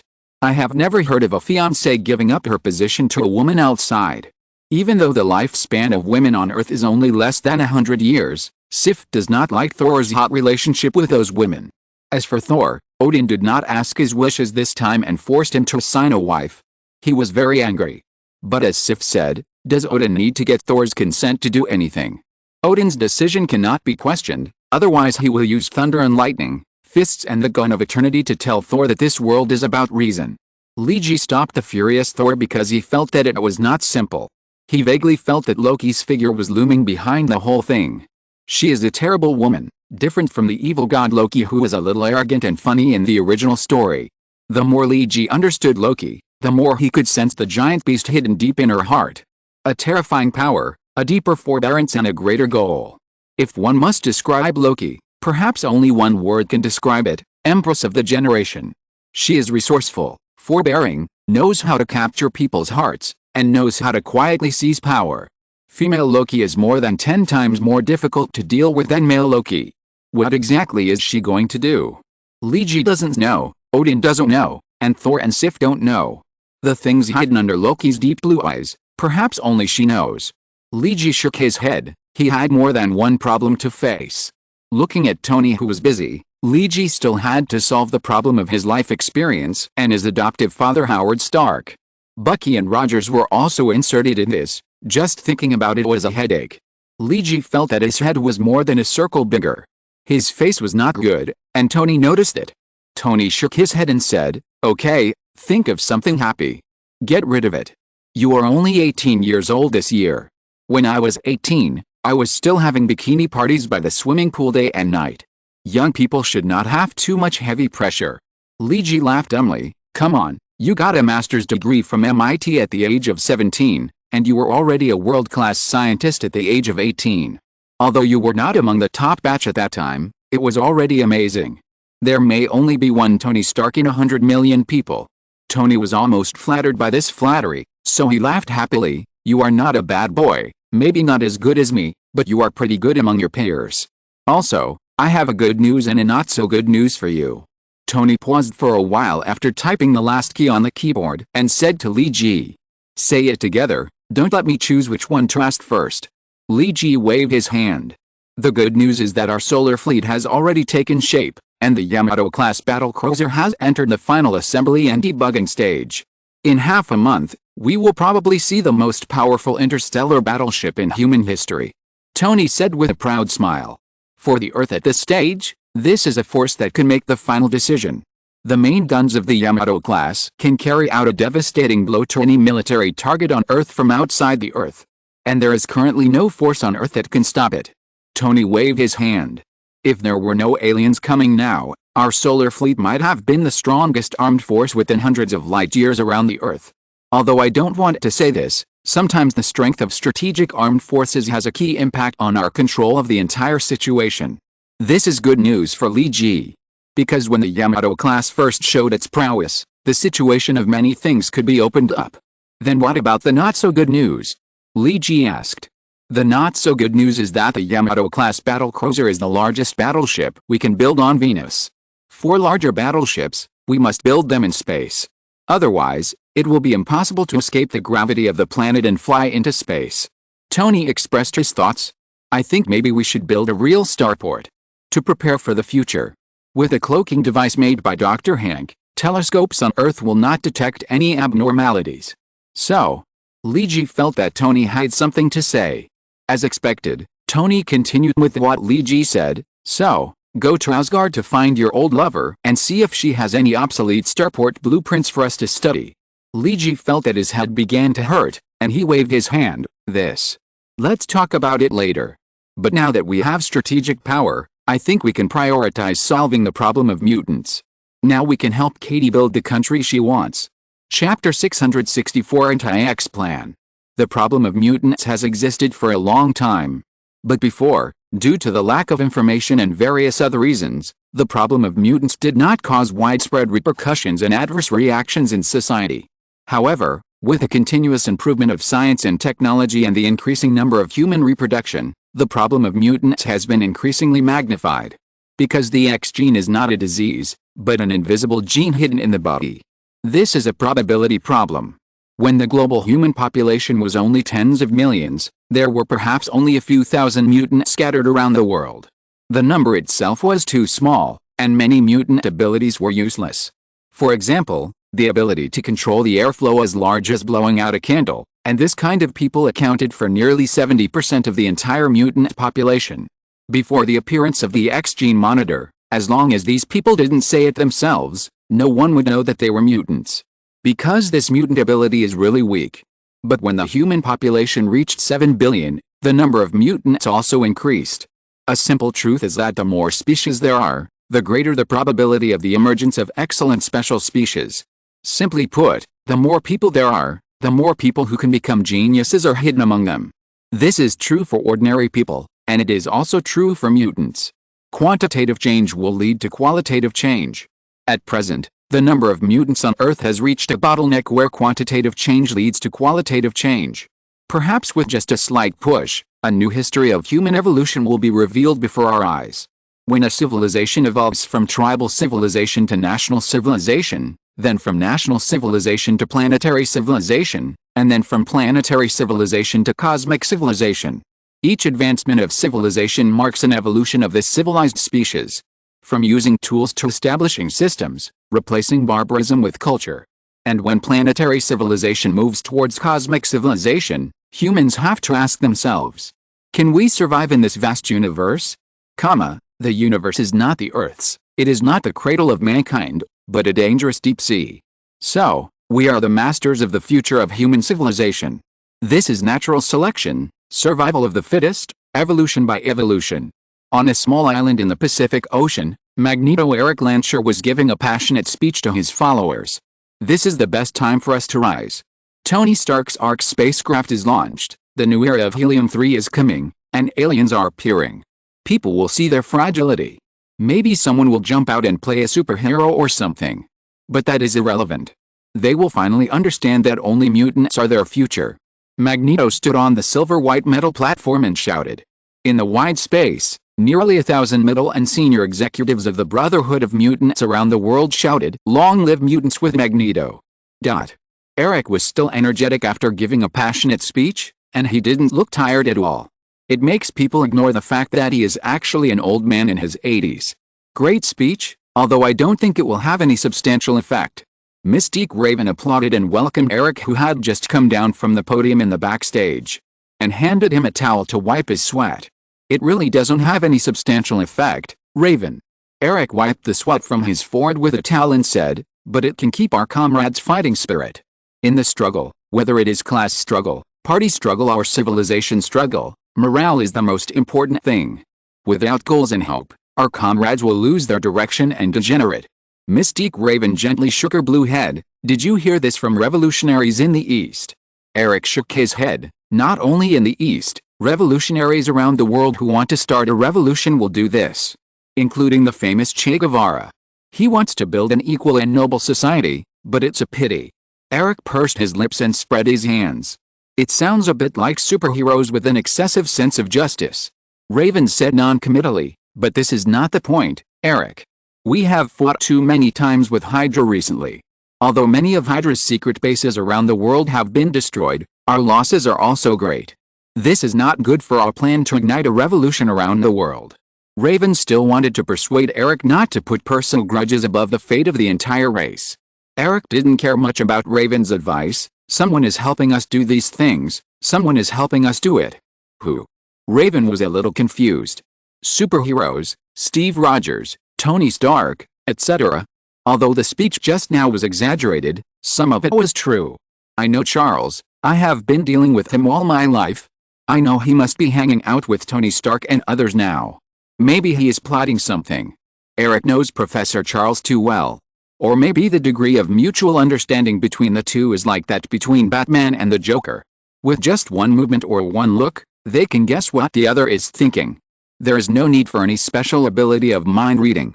Tony Stark is a man with great ambitions. Maybe he is really promoting the arrival of the era of the universe. I know his father. Howard Stark is a good man and has a positive attitude towards mutants. I learned a lot from him. And I can put it into practice today. Compared to these things, I am more concerned about how our anti-X plan is going. Eric changed the subject and was not going to explain more about the personal grudge between Hydra and him. The sales of Heaven II and Heaven's Gate are very impressive. They have occupied almost all the drug trading markets in North and South America. Cocaine and the like have begun to be withdrawn from the market. But these drugs are time bombs, and we can't control them. Raven looked at Eric and said. Magneto threw the talosite and strode towards his office. Let Redwater Security Company suspend shipments. Start the second step of the plan. How is our chemical plant preparing now? Raven. Magneto walked into the office, picked up a tablet computer and opened the data and said, Lanshear Chemical Plant has spent 23 years using the low-price strategy. It has now become the world's largest supplier of cold medicine and antibiotic raw materials. The market share is close to 33%. But we also lost a lot of money for this factory. Most of the income of the Brotherhood of Mutants has been invested in this loss. Raven added. Eric nodded, but it's all worth it. The anti-X plan that I spent more than 40 years painstakingly planning is about to enter the stage of closing the net. Notify the people in the chemical plant to start implementing Formula X. Raven was a little excited. She tried to suppress her emotions and then reported a more important message. There is another most important message today. I just received it recently. A group of mutants have established a country in Tuvalu. What? Magneto was a little out of control and crushed the metal cup in his hand. When Mystique Raven first saw this news, her situation was similar to Magneto's. She continued to report, according to the limited information, the leader of this country is likely to be a student from the Xavier School for Gifted Children founded by Charles. They want to establish a complete mutant nation. What does this mean to us? Raven looked at Magneto and asked. An opportunity, but I don't know if it is a crisis or a turning point. Magneto replied calmly after calming down. Chapter 665 Star Harbor Sky City. The temporary office building of SWRD in New York, USA. It is located on the border of Queens, New York, because it is one of the busiest and most densely populated cities in the world. There is no vacancy in the houses in downtown New York, especially the skyscrapers in Manhattan. As the newly established SWRD, after the General Assembly has reviewed and approved it, it will actually start to be established and function as soon as possible. This is not only an objective need of the Earth now, but also a political task. Because the aliens in the Battle of New York scared many people, everyone now lacks a sense of security. And this sense of security needs to be created by government departments. This is a global demand, not just a demand of the United States. So SWRD does not have time to wait slowly for the land acquisition and demolition in Manhattan, and then build a new office building. Captain Rogers, or you can call him Director Rogers, Captain Rogers now, he hopes that the entire department will be operational as soon as possible. So a 20-story commercial building currently idle in Queens was requisitioned. However, this old house built in the 1980s does not look grand or domineering at all. This makes the newly formed SWRD look a bit like a makeshift team, which is not good. However, no matter how much it looks like a makeshift team, its nature as one of the most important agencies in the world has not changed. As the top leader of this department, Director Rogers is already busy as hell. Establish a new observation station in Africa? Who came up with this idea? Director Rogers quickly flipped through the documents while walking quickly in the open office on the 17th floor. The entire 17th floor gathered 537 office staff from all over the world. Help SWRD communicate and coordinate with governments of various countries. Or it can be said that various countries have inserted spies into SWRD. It was proposed by the scientific team around the Prime Minister.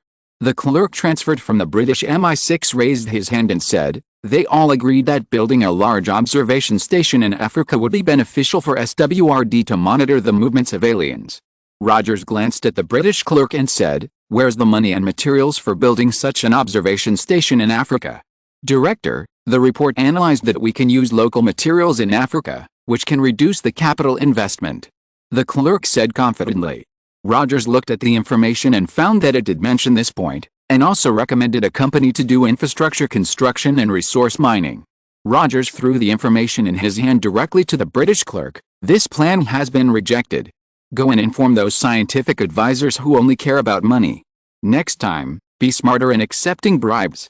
Don't let me expose it directly like this. Also, tell the British Prime Minister that if he really wants to do something in Africa, please stay away from Wakanda. If there is any friction between Britain and Wakanda, just like in the early 20th century, when the British Expeditionary Force was beaten to a pulp by Wakanda's soldiers. On behalf of SWRD, I will not do any mediation." As soon as Rogers finished speaking, Wakanda's representative to join SWRD, Prince T'Challa of Wakanda, stared at the British clerk. That ferocious look made the other party feel guilty. T'Challa waited until the other party retreated before he spoke. "At present, we can use the radio telescope of the European Space Agency. There is no need to build a new astronomical telescope in Africa for observation. Now we can use more than just the European Space Agency." As soon as T'Challa finished speaking, former members of the SHIE, Shang-Chi and Li Qianhun, walked in from outside. "Just got the news. The Chinese government has agreed that the SWRD can use the Sky Eye in Gizhou, and has released the government's permission to use it. As long as I, Li Qianhun, or any member of the SHIE is present when it is used." Shang-Chi brought good news. The Sky Eye radio telescope in Gizhou is currently the most powerful radio telescope on Earth, and it has the widest detection distance. With the Sky Eye, there is no need to build another giant telescope in Africa. But there is another problem with using the Sky Eye. Sharon Carter, an agent transferred from SHIELD as Rogers' secretary, reminded him, "I heard that the Sky Eye telescope has become a tourist project in Gizhou. The local government has vigorously developed the Sky Eye tourism industry. Hundreds of people visit every day. This is not okay. The electronic equipment they bring will interfere with normal work." Shang-Chi replied with a somewhat embarrassed look, "This problem is currently being rectified, and it will not cause difficulties in the daily operation of the SWOR." Sharon Carter nodded, "I hope so." Sharon Carter was born into a famous family. She is the niece of the famous Peggy Carter. Peggy Carter is one of the founders of SHIELD and was also Captain Rogers' liaison officer during World War II. Sharon has beautiful long golden hair, a handsome nose, dark brown eyes and fair skin. She looks very capable in a suit, and she may not be qualified as an agent. Because she has a huge disadvantage, that is, she is too beautiful. With a pure face and a sexy figure, she is too eye-catching. Of course, the head of SHIELD, Black Widow, also has this problem. So Sharon was transferred by Hill to do clerical work and became Rogers' secretary to help him deal with various documents. Rogers is now so busy that he has missed several Illuminati Venus dinners and even missed the important moment when the first Yamato-class strategic cruiser rolled off the production line. So Sharon needs to help Rogers distinguish which tasks are the first and which are secondary. For example, this question must be considered by Rogers personally. Also, Captain, because we are currently temporarily settled in Queens. So more than 30 countries around the world have called and sent messages to ask where our SWRD will choose to build its final headquarters, including the United States, China, Russia, France, the United Kingdom and other countries have expressed that they can provide land and build buildings free of charge. As long as you agree. Sharon's words gave Rogers a headache again. Why did Rogers let SWRD rent the building first? The key is because it involves a very deep political issue. Although SWRD is an international department, it is like the United Nations General Assembly to the United States. International departments will always be interfered by certain factors. When placing an international department on the territory of an international power, it is necessary to consider the influence of this country on this department, or even infiltration. These are very complicated issues, and Rogers felt extremely troubled by this, so he could only say, "Let it go for now, I need to think about it." He needed to think of a countermeasure. What do you need to consider? A slightly arrogant voice appeared in the office, but Roger smiled, because he knew that maybe the person who could solve the problem had come. SWRD deals with extraterrestrial affairs. Why should we set up our headquarters on Earth? It makes no sense. Tony Stark, who is wearing casual clothes, said with a slightly arrogant smile, "We are fighting against space creatures, so we should set up our headquarters in space." As the chief scientist of SWRD, this is the proposal I submitted. Starport Sky City. Chapter 666, Find it, Destroy it. Capture him, enslave him. Earlier, a discussion took place in the Venus base. Participants in the discussion, Lee G, Tony Stark, Charles Xavier. Dr. Hank was studying the beef brought by Lee G, Thor was in love, and Director Rogers was very busy. Therefore, only 3 of the 6 Illuminati leaders came to the meeting. The Yamato-class battlecruiser has officially been commissioned. This is good news for us, but it is also a responsibility. Tony turned on the display screen in the conference room, showing the specific parameters of the Yamato-class battleship. The battleship is 376 meters long and has an interstellar navigation speed of Mach 25. These are not the most important. The most crucial thing is that the Yamato-class 3000mm caliber main gun can complete ultra-long-range attacks. With the power of the Yamato-class battlecruiser's main gun, it can be fired at a very long distance away from the Earth. This launch distance far exceeds the space-based weapons conceived by any current military department on Earth. And this kind of attack is impossible for the Earth to counterattack. The most advanced tactical or strategic missiles of various countries on Earth cannot reach the Yamato-class battlecruisers attacking outside the Earth. Even if the range is enough, the flight speed of the missile is a fatal flaw. It will be discovered when it breaks through the atmosphere, with the moving speed of the interstellar battleship. Even the slowest moving Yamato-class battleship can maneuver to avoid these missiles. It can be said that when facing this kind of battleship, the Earth has lost all its defense capabilities. It's like a peeled egg. With just a light poke, the white and yolk will be punctured together. Tony Stark knocked on the table. Lee G was playing with his fingers calmly, as if his fingers were fun. Charles looked at Lee G, who was playing with his fingers, and then looked at Tony Stark. "Tell me what you want to do, Tony. I don't think you are looking for an old man like me to show off how terrible a killing weapon you have made." Tony smiled. "I don't want this weapon to be used to massacre the Earthlings.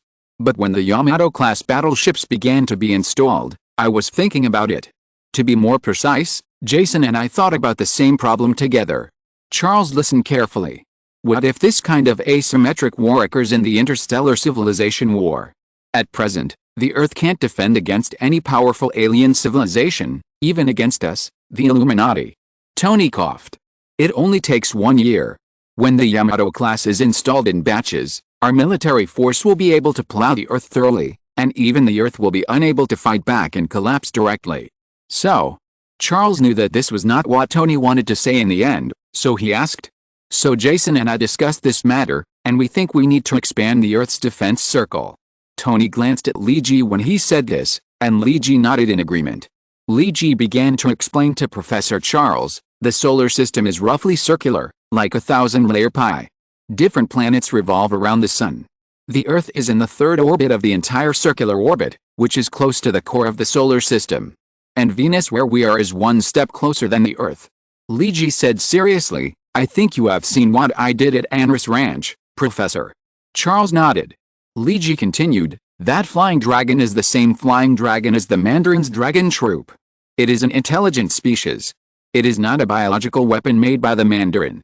Although the possibility of sudden mutation of some biological weapons cannot be ruled out. But let's make a bold guess. What if it is some kind of alien creature? What if the Mandarin relied on it to make the flying dragon troop?" Lee Ji said with some concern, "Maybe the aliens have been lurking on the Earth for a long time, but we just can't find them. After all, if there are some aliens who are good at hiding on the Earth with 7 billion people, it would be like a drop of special water dropping into the ocean." Tony nodded in agreement. "At the same time, our interstellar fleet plan is currently at a bottleneck stage. The largest battleship that can be built on Venus can only be the Yamato class. Battleships larger than it must be built directly in space. If built on a planet, it will be impossible to escape the gravity of the planet." Lee Ji said, alternating with Tony's words, "So in order to prepare for a rainy day, we have thought of a more important plan." "What is it?" Charles asked with a serious face. Starport. Tony spoke first. Build an interstellar port. Not something as simple as the Mir space station or the Cheyenne-going space station. It's a real interstellar city that can guarantee the living and working of at least 10,000 people and can build space battleships. Tony's eyes lit up. Relying on the planet, the starport. It's like building a large artificial satellite.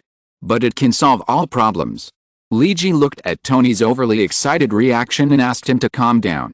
Luigi said on Tony's behalf, so, with the Earth as the core, we want to build a starport defense belt that extends out and relies on the 8 planets in the solar system. Professor Charles did not comment on this plan, because it was obvious that the step was a bit too big. He didn't think this was such an easy problem to solve. Want to build a starport? That's not that easy. Charles poured cold water on him. It's really difficult. Tony said bluntly, if we only rely on ordinary humans, it may take 10 years to build a starport. Even if it is the first starport on Earth. Luigi nodded to Professor Charles, so, our plan is to let mutants participate. Everything they did in Wakanda shows the possibility of mutants. And this is also an opportunity for us to resolutely deal with the mutant issue from now on. When they become needed talents, their importance will be reflected. Luigi said to Professor Charles. So this matter must be agreed by you, Professor, before it can be carried out. And there is a more important thing behind this. Now we have to let go and solve the mutant Brotherhood and Hydra. Professor, do you have any ideas about Magneto, Eric? Luigi asked, looking into the professor's eyes. SWORD headquarters, temporary, in the office of Director Rogers. So the starport plan is not a simple plan. Rogers tapped his chin with his index and middle fingers and thought. Tony shrugged, leaving aside the mutants and Hydra. The starport project is not a simple matter. The first starport on Earth is the technical reserve and accumulation I want to make. There are 2 construction plans. Is it to build an Earth space elevator, or to use spacecraft to directly transport materials in space for construction? Rogers spread his hands. This is the problem you scientists have to think about. You threw this plan to me. Do you know how difficult it is for me to convince various countries to agree to build a starport outside the Earth? Tony said nonchalantly, don't frown, you are Captain Rogers. Captain of the Earth. Rogers covered his face helplessly. Rogers, okay, what about Hydra? Tony, find it and destroy it. Rogers, then what about Magneto? Tony, catch him and enslave him. Why does this dialogue make us look like villains? Captain Rogers felt that the style of the painting was a little wrong. Because my words should have been said by Nightwalker. He is the most suitable to play this role. Tony threw the pot to Luigi, who was far away. By the way, speaking of Nightcrawler, I haven't seen him recently. What is he doing recently? Rogers asked curiously. Tony curled his lips and said, it seems that he is busy being a life coach. Thor and Spider-Man seem to have encountered life crises. Chapter 667 Traveling to London? Peter Parker is an optimistic teenager. He is a carefree person most of the time. People with this kind of personality are very likable most of the time. People are willing to be friends with such people who have no ulterior motives, especially when this friend is very smart and can complete his homework well, and is willing to let you copy his homework. However, this optimistic teenager also has many shortcomings. For example, because of being too optimistic, sometimes he does not take some things so seriously, or to be more precise, he cannot distinguish the importance of certain things and the possible consequences. And he lacks a long-term plan for future planning. It is also because of this shortcoming that Peter Parker lacks resistance to external temptations. Because he can't figure out what he wants at all, he can't move forward firmly towards his goal. Optimism, kindness, and integrity. These are all good qualities, but when kindness is abused, optimism is over-magnified, and integrity becomes pedantic. Then all this will go in a bad direction. Just like the appearance of the Black Cat Felicia before, a gully appeared between Peter and Gwen. Perhaps we can simply and roughly summarize the appearance of the Black Cat and Peter's failure to resist temptation as Peter Parker being a scumbag. However, the development of things is often not as simple as seeing a point. The result of promoting the creation of a thing, especially in emotional issues, is often very complicated. And everything Peter did before is actually closely related to his lack of a direction. He doesn't know what he wants. In this world, because of Luigi's participation, Uncle Ben Parker did not die. The Parker family did not fall into an economic crisis, And Peter and Aunt May did not fall into the trough of life. Peter did not experience all kinds of blows, and finally stood up tenaciously, unswervingly adhering to the creed of the greater the ability, the greater the responsibility, and living for the creed. Although he became Spider-Man, he is more like a person who came out to be a hero because of interest. Just like when he first faced public doubts, the $20 robber incident, and the doubts of Deputy Chief of Police George Stacy, Peter's first thought was not to prove himself, but to quit. Because he was Spider-Man just because of interest. If it weren't for Lee Ji, who finally persuaded him to let Peter stay, maybe Spider-Man will really disappear from the public eye from now on, and maybe he will never appear again. A lot of things happen afterwards, and Peter began to grow up slowly. The most important thing should be that Gwen broke up with him. Gwen Stacy went to London, England, which was a big blow to Peter. Since then, he began to formally reflect on himself and what he did for. Especially after going to London and meeting Brian, who was very attentive to Gwen, Peter Parker had an unprecedented sense of crisis. Falling in love is not as simple as being a superhero. Although Gwen broke up with him, Peter was not going to give up so easily. He began to find his own way. The appearance of Parker particles gave him hope. Spider-Man can only save New York, but Parker particles can save more people.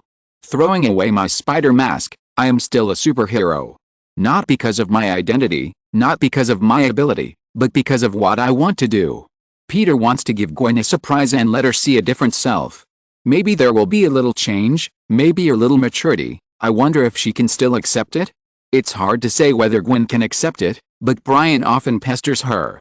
You know, although the tactic of pestering her can easily cause disgust, it is still effective when the user is tall, rich and handsome, and is also a guy with substance and not a fool. The intelligence from the UK made Peter Parker sleepless. As for who sent the intelligence? Of course, it was Gwen Stacy's roommate and senior classmate Daisy Johnson. When Lee Ji first came to London, he turned her against him so that she could provide enough intelligence. Every bit of Gwen Stacy's life in London was recorded in detail. His professionalism was like that of a professional spy agent, and he had all the news about Gwen under control. But the news that came recently was not good, and Peter felt a little flustered. Because he had seen Brian in London. He was taller than him, more handsome than him, and richer than him. In all aspects, he was completely defeated. It's November now, and the university has been in session for more than 4 months. Peter moved out of Uncle Ben's house after going to college and took a room in Lee Ji's villa. Because it is closer to New York University, it only takes 25 minutes to drive there. So after receiving Daisy's tip-off, Peter has started to pack his suitcase in a hurry. He just wants to fly to London as soon as possible, even if it's just to be a light bulb. Anyway, he can't let the dirty Brian succeed. What are you doing? Lee Ji had just dealt with the Anris Ranch incident and had just discussed the Starport plan and the plan to capture Magneto and destroy Hydra with Tony. Before he had time to rest, he saw Peter Parker, who was busy at home. The second crisis in life? I need to deal with it now. I have to go to London. Peter didn't need too much explanation. Lee Ji already knew what it was. But Lee Ji still reminded Peter, have you taken a leave of absence from school? I have taken a leave of absence. Peter answered quickly. What about the research lab of the Horizon Foundation? Lee Ji asked again. I heard that Tony allocated $10 million for your Parker factor and provided you with a top laboratory. You are the leader of the project. Are you going to abandon the experiment and run away now? Lee Ji's reminder is still necessary. Because Tony is very optimistic about the Parker factor, and Tony's optimism comes from Dr. Hank's evaluation. This factor has a strong neutralizing ability. I see the possibility of curing the trauma part of the X gene. As long as Peter can prove that the Parker factor is universal to most genes and that this product can be mass-produced, then some irreversible damage caused by the X gene can be cured. Tony can directly allocate $10 million to a 19-year-old young man, which can prove how important this experiment is. But Gwen is in great danger. Peter said with some embarrassment, the bastard Brian is stepping up his offensive. If I don't take action, it will be dangerous. Just when Lee Ji and Peter were discussing whether he should go to London and how to go to London, a huge noise broke out in Lee Ji's backyard. The source of the noise was a quarrel.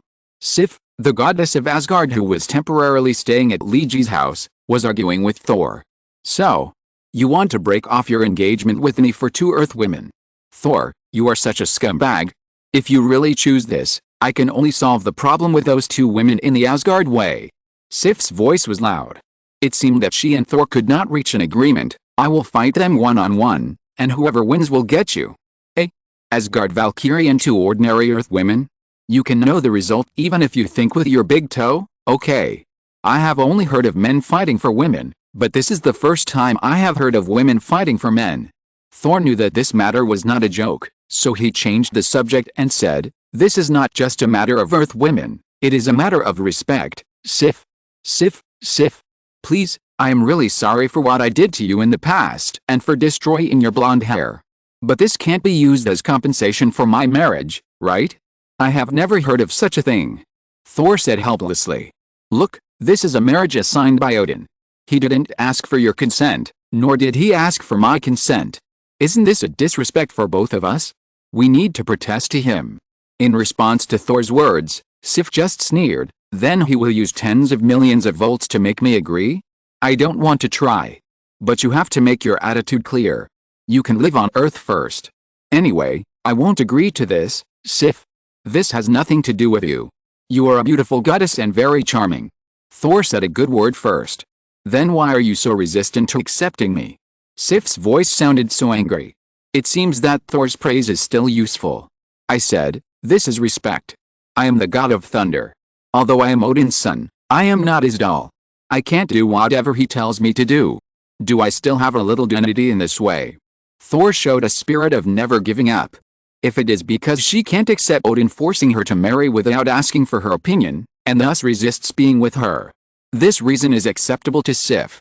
Because Thor has always been a bit proud, this is not the first time he has disobeyed Odin. Although every disobedience would result in a shock of tens of millions of volts, he was finally forced to agree to Odin's proposal. Okay, Thor. Sif's tone has softened. If that's the case, I can wait for you to figure it out. Even if you can't figure it out, Odin will help you figure it out. After all, women on Earth can only live for less than 100 years. They can't spend the rest of their lives with you. Thor sighed. I know, Sif. I know. So can you promise me not to challenge them to a duel? Sif raised her eyebrows. As long as you don't secretly meet with them behind my back. When Thor finally coaxed Sif, he felt exhausted. Thor gave Sif $500 and asked her to go out and buy some things she liked. Thor didn't want to see Sif for the time being, and he didn't want to cause a conflict with her, especially not wanting Sif to challenge Christine and Jane Foster to a duel. Now Thor felt that he was the center and focus of the whole problem. Now all the problems and whirlpools of the four people were focused on him. He thought, why not leave for a while? Maybe things will turn around after a while?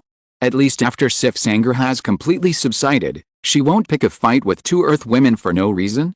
So after Sif left, Thor strode into the living room of the villa, looked at Lee Ji and Peter and asked, who said they were going to travel to London? Can you take me with you? If you're listening to this novel on a channel other than Fanfic World, it means they downloaded and uploaded it without effort. We cordially invite you to visit our channel, Mundo Fanfic Novelists. There you'll find the original version of this story and you can explore many other novels of various genres. We're waiting for you to immerse yourself in a world of incredible novels. Chapter 668 Gwen and Daisy. In the rental house of Gwen and her senior in London, England. Daisy Johnson was typing the last line of text on the keyboard. Then she opened her mailbox, copied and pasted it, and then sent it to a mailbox in New York on the other side of the Atlantic Ocean. Just when she sent the email, her roommate, her junior Gwen Stacy, came back. She saw Daisy, who was sitting in the living room, sending emails mysteriously. Gwen always felt that something was wrong with Daisy recently, as if she was investigating something. Including herself, it seemed that she had become the subject of Daisy's investigation. This made Gwen uncomfortable, so she asked Daisy with some confusion, Daisy, what are you doing? Daisy heard Gwen's voice behind her and immediately turned around and said, oh, nothing. Just sending an email. Email. Gwen frowned. She felt that things were not that simple. Seriously, what are you doing recently, Daisy? You are a little mysterious and weird. Gwen felt that she needed to have a frank talk with her senior. Although she was very grateful that the senior was willing to share a house with her and introduced her to Professor Eric's laboratory for internship. But some things still need to be made clear. For example, Daisy seems to be a little too concerned about herself recently, which is not a good sign. Britain is called the country of corruption. Although Gwen does not discriminate against same-sex love, she is even an excellent screenwriter of such plot comics. But just because she likes to read it doesn't mean she wants to try it. Although Daisy is pretty, Gwen feels that she still likes men more. So if the senior really has any ideas, Gwen feels that she must make it clear to her, and everyone should not waste this time. Gwen walked to Daisy's side, and after watching Daisy close her laptop, she said in a measured tone, "Daisy, you seem a little different recently." Daisy raised her eyebrows. "Really? I don't think so." "Then you have been following me recently, and you must follow Brian when he invites me to dinner." To be honest, I am a little embarrassed. Although it may be a bit offensive, Gwen feels that she still has to say it. "Daisy, you are a good girl.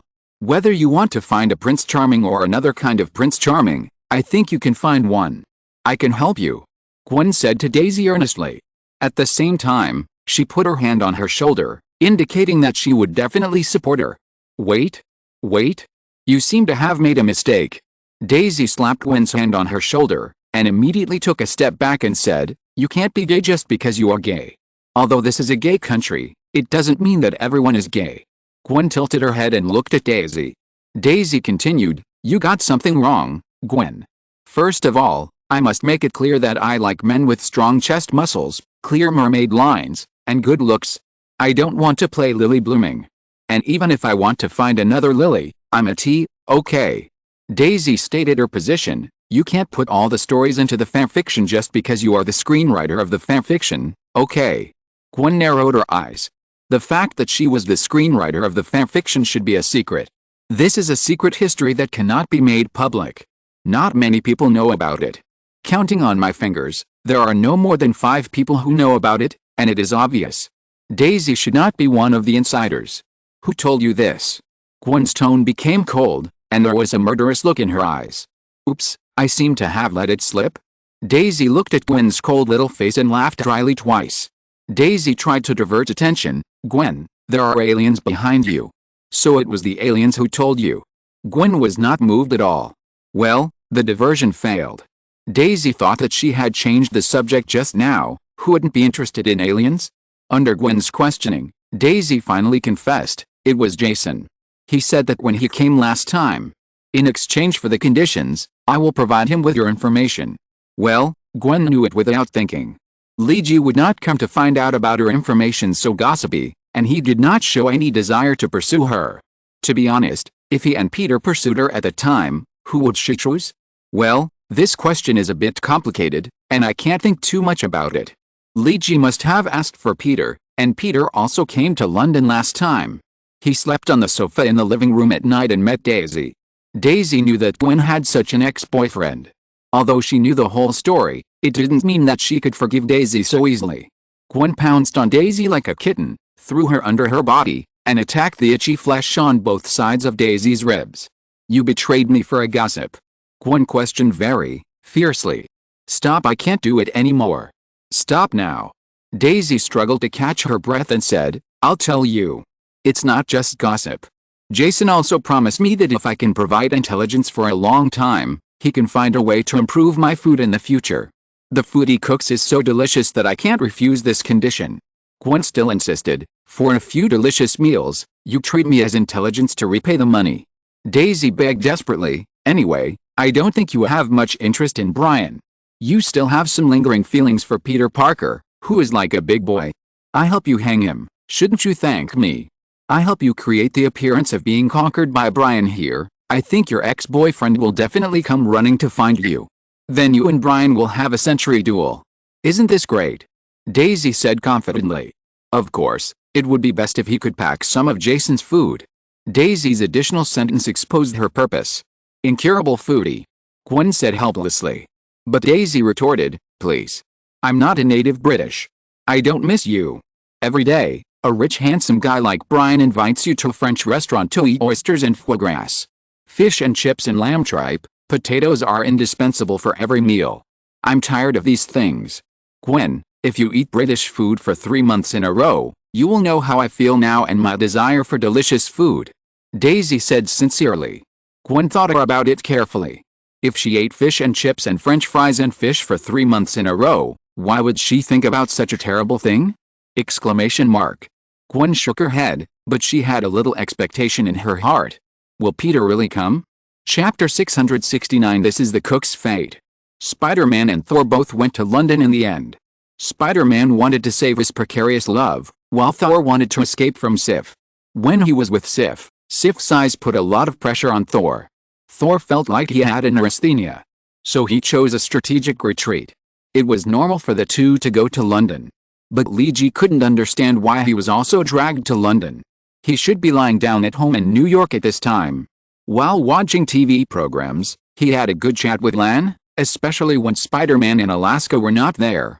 Why did he also appear on the streets of London, and stay with two guys who were obviously in a relationship problem? Please. This is terrible, okay. You know, there is a saying that those who are close to vermilion will be red, and those who are close to ink will be black. There is also a saying that bad luck is contagious. There is also a saying that good things don't work, but bad things do. Or there is another saying that if things can develop in a bad direction, then they will definitely develop in the worst direction. Then there was another sentence. His relationship with Lan has just started, and now he is hanging out with these two bad luck odds. He might be infected. Li-Ji was a little troubled thinking about this. But Peter and Thor obviously did not express any concern for Li-Ji, nor did they think there was anything wrong with dragging him down. Even Spider-Man Peter Parker said confidently, "Jason, as my best friend, I need your help now. I believe you will lend a hand. Am I Doraemon? And you, Peter, Nobita, have to lend a round hand every time there is a crisis." Li-Ji thought deeply. "You see, my current situation is not very good. Harry has Mary, and you also have Lan. Only my situation is the worst." Peter tried to gain Li-Ji's sympathy in order to get his help. Li-Ji responded, "Do you know the saying show affection, break up fast? You and Gwen used to show off your happiness, affection and romance on Twitter from time to time. You know, happiness is limited, just like the ant Huabai in Alipay has a limit. The more you spend, the more you need to pay back. If you use installments, you also need to pay interest." Peter looked like he was constipated, "But you can't just watch me die alone and be doomed to be lonely forever. You have to help me deal with the despicable brain." Li-Ji stared at Peter for a while. He felt that this line was a little familiar. It seemed to be a line from a Hong Kong comic called Hero. Li-Ji suspected that Peter had peeked at some comics he had placed under his bed. Compared with Li-Ji and Peter, Thor seemed to be a little worried. He was thinking about how to resolve the relationship between Sif, Christine and Jane Foster. "It's really a headache. Why am I so attractive that all three ladies fell in love with me?" Thor said with a sigh. Li-Ji and Peter wanted to beat this fat guy to death. "If you still want to stay in London, you'd better shut up," Li-Ji and Peter said at the same time. Because they had been to Gwen and Daisy's dormitory before, Li-Ji and the other two came here with ease. In fact, before coming, he confirmed with the informant Daisy that someone was at home. When Peter pressed the doorbell, less than 3 rings later, Li-Ji heard a burst of hurried footsteps in the room. The door opened, and Peter just greeted and said, "Hi." Before he could see clearly who opened the door, he was pushed aside by a hand. "Jason. Welcome. Come in quickly, come in quickly." Daisy Johnson immediately let Li-Ji into the room. The slender Peter Parker and the huge Thor were ignored by her. While letting Li-Ji into the room, she also closed the door. If Peter reacted quickly, he would have sucked the door with bioelectricity at the moment before closing the door, so that it would not be locked. Maybe Spider-Man and Fat Thor will be locked out. "Is this Jason's mistress in England?" Thor whispered to Peter, "Should we tell Lan about this?" Thor assured him that he didn't want to sow discord. He just hoped that someone could share the same pain as him. After all, it would be very lonely if you don't even have a fellow patient. The two little transparent people, one big and one small, were not in Daisy's eyes at all. She only had Li-Ji in her eyes now. And there was a kind of enthusiasm and desire in her eyes when she looked at Li-Ji. It was like seeing the savior coming. This made Li-Ji look a little embarrassed. Did Daisy Johnson's enthusiasm seem a little too much? Li-Ji had 2 negative examples in Thor and Peter Parker, and he didn't want to be like the 2 unlucky gods. So he coughed dryly. "Hello Daisy, is Gwen here?" "Peter is here to see her." "Oh? Really?" Daisy seemed to have just discovered Peter and Thor. She casually greeted them. "Hi, Hello skinny monkey, hello big guy. Gwen hasn't come back yet. She went to the laboratory and will be back in about half an hour. You can sit down first. Then Daisy ignored the two guys and said to Leiji enthusiastically, Jason, have you eaten? Leiji felt that he was about to get goosebumps. Suddenly, a girl was so enthusiastic about him, a little too enthusiastic, which made him a little overwhelmed. Leiji took 2 steps back without leaving a trace, kept a distance from Daisy and said, Oh, no, not yet. Haven't eaten yet. Daisy said with shining eyes. Leiji had a bad premonition. The next moment, Daisy immediately took Leiji to the kitchen and took out a lot of ingredients from the refrigerator, including a whole chilled chicken, a large piece of deboned beef, and various vegetables. Daisy said with shining eyes, It just so happens that I haven't eaten either. Why don't you cook and we can eat together? Well, you need to be considerate of a person who is not born in the UK and lives in the UK. Every day, I eat fried fish and chips or chips and fried fish. There are also mashed potatoes with gravy, mashed potatoes with snow peas, and baked potatoes. Fried potato chips and boiled potato cubes. 365 days a year, Daisy almost eats 720 meals with potatoes. She feels that she is about to become a potato. Can't the British have anything else but potatoes? Exclamation mark. So she is looking forward to Leiji's arrival and bringing her some different flavors. And Leiji looked at the full ingredients in front of him, and he found that he seemed to be self-indulgent.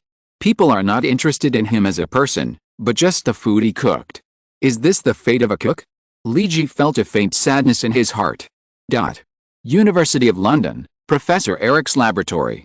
Gwen knew that Peter was coming today, and she couldn't tell what she was thinking.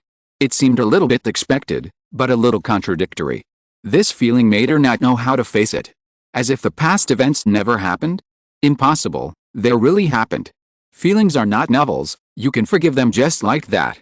This complex feeling makes Gwen prefer to stay in the laboratory now, helping Professor Eric observe various abnormal readings that may appear across the country.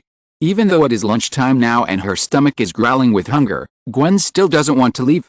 Anyway, she can't go home to see Peter Parker. I heard you didn't have lunch.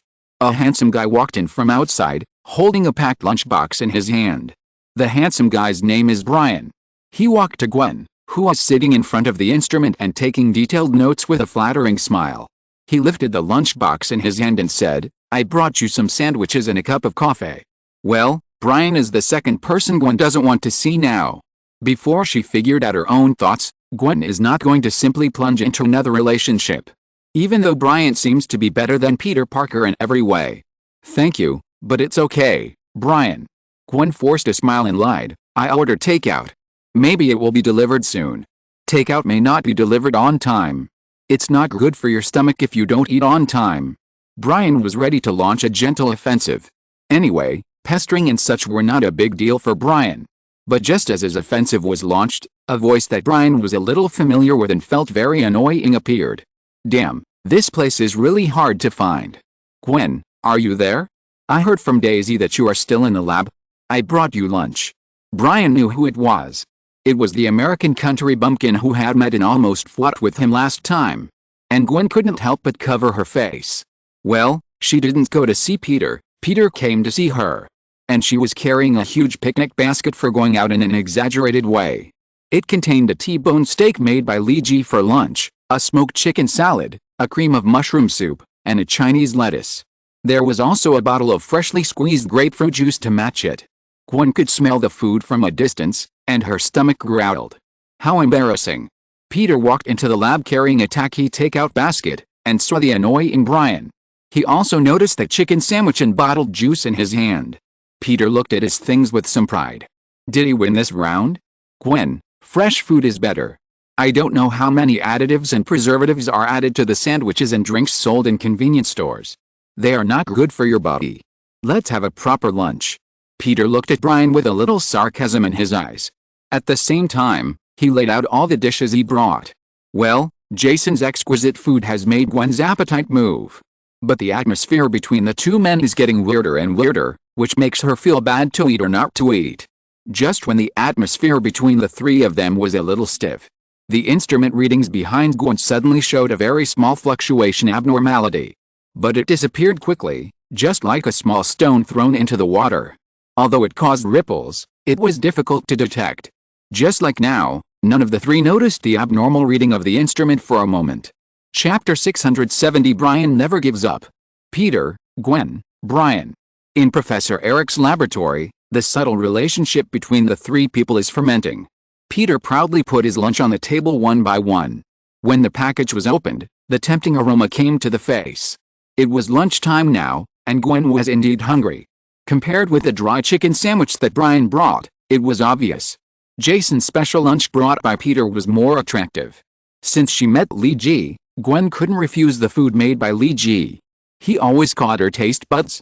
So when Peter showed a flattering expression and said to Gwen, "Eat quickly, it's not good for your stomach to eat on time." After this sentence, Gwen finally gave up resistance and prepared to have a proper lunch. Brian's expression was very complicated. He glanced at Peter and muttered in a low voice, is okay." Gwen lowered her head now. She didn't know how to deal with the situation in front of her. Although she is a girl with high emotional intelligence and IQ in many cases. But this situation. It's a bit embarrassing to think about it. But Peter has completely let go now, because in fact, when he was dating Gwen before, Peter had a little inferiority complex in his heart. The reason is simple, Gwen is very beautiful. She is the kind of girl who attracts boys' attention wherever she goes, and people can't help but whistle at her. And she comes from a good family, and her parents are from the upper class. In addition, her IQ is also very high, and she is not a pretty fool. Instead, she is a top student with real talent. From various aspects, Gwen Stacy is better than Peter Parker. Although he also has the identity of Spider-Man, it seems to be useless, and this does not seem to attract girls more. Of course, Gwen's Spider-Man fanfiction is another matter. Although Gwen never took it seriously, Peter was a little confused before. Is such a beautiful girl really my girlfriend? Is she seriously dating me or just playing around? Damn. Why go to a French restaurant? I can't understand the French menu. Is this deliberately embarrassing me? All kinds of concerns, all kinds of little thoughts. The seemingly warm and romantic relationship actually has many hidden reefs. In fact, to put it bluntly, it is Spider-Man's own lack of confidence. Because he feels that he really has nothing to be confident about. Without the Spider-Man uniform, he is just an ordinary student, not so outstanding. There are many men who are taller, more handsome, more stylish and smarter than him. For example, Brian is a good example. Peter Parker really can't be confident. But now it's different. Peter Parker has let go and he has become more confident. And the source of this confidence is not because he is Spider-Man or something. It comes from his own research, the research of Parker Factor, and the support of the Horizon Foundation. Even if I am not Spider-Man, I still have my own strengths. At least I can be a man worthy of Gwen Stacy. Peter Parker's thoughts are very pure and direct. He feels that he is no worse than Brian now, so he is not as embarrassed as when he first came to London last time and saw Brian and Gwen. Because from Gwen's performance towards Brian just now, Brian has not succeeded. Because Peter is familiar with Gwen and knows how Gwen treats her boyfriend. Although she looked a little cold on the surface, Gwen was passionate towards her boyfriend. I'm not much worse than Brian, Peter said to himself. So he sat next to Gwen, watching her eat and chatting with her. You mean you are now sponsored by the Horizon Foundation and lead an entire research laboratory? Gwen asked Peter in disbelief. Yes, that's it. But the experiment is currently confidential. I can't disclose the specific parameters, not even to you, Peter said with a little pride.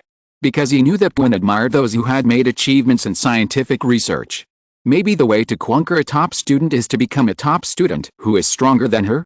Brian, who had been standing aside, did not leave here. He looked at Gwen and then at Peter. He said with a little disbelief, you got funding from the Horizon Foundation? $10 million? Did the reviewer make a mistake? Brian didn't want to see Peter shine in front of Gwen. The first time Peter came to London, he was able to suppress this country bumpkin. How come this guy has become a phoenix after not seeing him for a while? Brian didn't want to believe it was true. Because his offensive against Gwen had hit a bottleneck. After reaching a certain level, the two of them could no longer go any further. Brian knew very well that there was a huge obstacle. That was Gwen's ex-boyfriend, Peter Parker. Although Peter gave him the impression of a country bumpkin when they first met, But why did the country bumpkin change so much when they met for the second time? In fact, this change came from Peter's first meeting with Brian. That trip to London deeply hurt him. It made Peter understand that he was not the only one in the world who loved Gwen. Peter was too optimistic about many things, but this world is not where you are the male protagonist, and it is not possible that the woman you think you love will end up with you. Because there will be many obstacles along the way, and you need to constantly overcome various difficulties and achieve your goals through continuous efforts. Peter woke up after that. Fortunately it was not too late, and fortunately he still had the capital. So today he could stand in front of Brian and say in a very calm tone, "My examiner is Mr. Tony Stark. He carefully studied all my research materials. Finally, he confirmed the correctness of my research direction and allocated $10 million as the initial research funds for the project. As long as the Parker factor is proven to be correct and has universality in the existence of genes, then its results will be of great significance to mankind." When Peter Parker gave a passionate speech, he seemed to be glowing. The shy, timid and introverted boy matured and grew up in an instant. There was firmness and faith in his eyes, and a hope for the future in his tone. At this moment, Gwen felt that Peter seemed to have grown up. But at the same time, Gwen felt that time seemed to go back, and she seemed to have returned to the time when she met Peter again. At that time, he also talked to Dr. Connors in this way, and it was because of Peter's demeanor at that time that Gwen began to pay attention to him. No, it should be said that Peter is more mature now than Peter was at that time. It's not just to show off his knowledge, but to find a way to use his knowledge correctly. And he is willing to put it into practice. Brian looked at Gwen and then at Peter. He felt like he had lost. No. How could it be possible? How could I, Brian, retreat in such a place? Exclamation mark. As long as the hoe is used well, there is no corner that cannot be dug. Besides, Peter is just Gwen's ex-boyfriend. They haven't reunited yet. Brian is very sure that he likes Gwen, who is smart, wise, and has blonde hair. He is not going to give up so easily. Since Peter Parker, you are so confident in your knowledge and your research, then I will defeat you in the field you are good at? Brian thought with some passion. He thought it would be great if someone could give him a passionate BGM at this time, such as the fourth movement from the New World. When Brian thought about this, the music of Dang Dang Dang suddenly sounded at the door, and the rhythm was exactly the fourth movement from the New World. Who cooperates with me so much? Brian thought with some doubts. If I remember correctly, today should be a day off. When did my lab become so busy? The person who came was a white-haired, energetic old man. He was the leader of the lab, Professor Eric. Brian, Gwen, who is this? He looked at Peter with some confusion. My name is Peter Parker. I'm a student at New York University. Peter greeted himself with a smile. New York University went to the University of London. Professor Eric said in a low voice, and then changed the subject. Well, since so many people are here, I think some of you have observed the data anomaly just now. Sorry, Professor. The three of us were just busy with other things. What is the data anomaly? Chapter 671, The Whereabouts of the Reality Gem. So, that is to say, in my laboratory, there are three very outstanding students. Professor Eric said with a straight face and no expression. There is a graduate student from the University of London, a talented one-year exchange student, and a student from New York University. Looking at students all over the world, students who can enter these universities are generally favored by heaven and have extraordinary talents. They should be smarter and more clever than ordinary students. That's why I give important things to students. Professor Eric stared at Gwen's eyes. This made Gwen lower her head in shame. In fact, it is such a simple thing to monitor abnormal fluctuations in values and report to me after discovering abnormalities. I can find any high school students who can be competent after 1 month of training. So, why do you think I asked you to be my assistant, Miss Gwen? Although Professor Eric did not show his anger, his tone was very telling. He was indeed angry. Professor Eric valued Gwen very much? Because she was talented, but talented scientific talents do not mean that they will definitely grow into towering trees in the future. Professor Eric has taught many students and has seen many talented young people who were ruined by various problems. He doesn't want one Stacy to be the next one.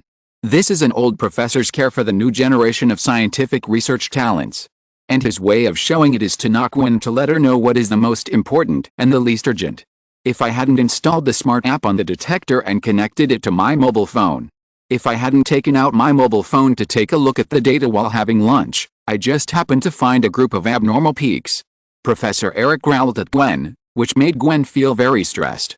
Then it is very likely you, Miss Gwen Stacy, would not have noticed all these changes and abnormalities, and thus missed this group of data. Let us lose an important research opportunity. Gwen opened her mouth, but in the end she couldn't say anything to refute. Because Professor Eric was right. Since she was on duty, she had to take on such responsibility. No excuses could refute her mistakes at work. Professor Eric is usually a gentle old gentleman. But when he gets angry, he is like an angry lion. The majesty of a lion is terrifying, but there are always guys who are not afraid of death to challenge it. For example, Peter Parker felt that he had to stand up and explain for Gwen. Gwen must not leave a bad impression in Professor Eric's heart because of this incident. Although Peter hoped that Gwen would simply return to college in the United States because of this incident, and then recruit her into the Parker Factor laboratory. This is what Peter hopes most. But people can't be too selfish, right? If this is really the case, what will Gwen do in the future? She will definitely be hit hard, and even affect her future career. Professor. Gwen can't be blamed for this. In fact, it's mainly my fault. Peter stood up and took the responsibility for Gwen, because I talked nonsense and distracted Gwen. I'm really sorry. She tried to make me shut up. But I'm a chatterbox and annoying guy, and sometimes it makes people upset. I think Gwen must have been influenced by me, so she didn't really pay attention to the things she should pay attention to. To be honest, this is all my fault. Professor. Gwen is a very good student and assistant. Peter patted his not so strong chest. In the Osborn group, she used to be the leader of the entire intern team, managing the entire Osborn scientific research intern team. She is experienced, ambitious, and smart. Believe me, she is your best assistant, no one else. As long as you give her time to show it. Peter explained to Professor Eric with all his strength. At the same time, he gestured to Gwen with his hands behind his back, asking her not to speak. Gwen looked at Peter's back. Although he didn't have the broad and strong back muscles like Brian, he gave Gwen a special sense of security. Professor Eric looked at Peter, then at Gwen, and at the lunch Peter brought to Gwen. Finally, he glanced at Brian, who was a little embarrassed next to him. Professor Eric cleared his throat. Everyone has been young and made some mistakes because of something. I don't know why the three of you gathered here today. I don't want to know. But I must say that in my laboratory, this is a place to do science. It's not a place for you to mess around. The three of them were a little embarrassed. So now, you'd better all get out. Miss Gwen Stacy. Professor Eric said to Peter and Brian bluntly. So, Professor. Do you forgive Gwen? Peter raised his eyebrows and asked. If you don't leave the lab now, I'm not sure if I will change my mind. Professor Eric said to Peter with a straight face. Thank you. Oh, I mean, I'll leave right away. Peter's voice was much lighter. He walked behind Professor Eric and said to Gwen with his mouth where he couldn't see, It's okay, I'll wait for you tonight. Gwen smiled with her lips pursed. Maybe Peter is really different from before? Gwen was a little happy. Professor Eric waited until Peter and Brian left and said to Gwen, Notify Daisy and others and let them gather urgently now.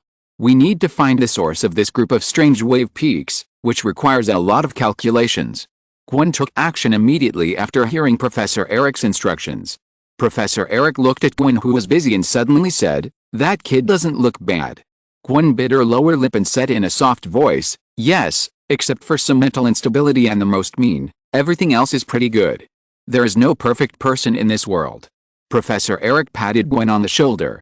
If Peter Parker was here and heard what Professor Eric said, I'm afraid he would kneel down to Professor Eric. Then he snored, You are really a god assist. Daisy hurried to the laboratory to gather. Peter Parker just came back from the laboratory and gave a general account of the situation over there. In London, what is the abnormal factor that Professor Eric is investigating? Leegi has not forgotten one thing that Dr. Hank mentioned when he was in hell. He once detected abnormal particle fluctuations in London, and this particle was called ether by him. In the Marvel world, ether has another name, that is, reality gem. Thor was lying on the sofa flipping through a travel magazine called A Day in London. Leegi snatched it away. Okay, stop reading. We don't have time to go to the London Eye. Peter, Maybe I think you should protect one secretly. Peter didn't react. What? Have you forgotten our previous conversation with Dr. Hank in hell? The special particles that appeared in London, the ones he called ether particles. This thing is not so safe. Li Ji waved his hand. Okay, I think we'd better observe secretly. Li Ji's inner OS, of course, it would be best if we could find where the reality gem is. Chapter 672 Discovery. I'm just here for tourism, isn't it agreed? We'll go to the London Eye first, then take a boat trip around the Thames, and then have a meal of authentic London food. Sitting in the rented car, salted fish Thor was complaining.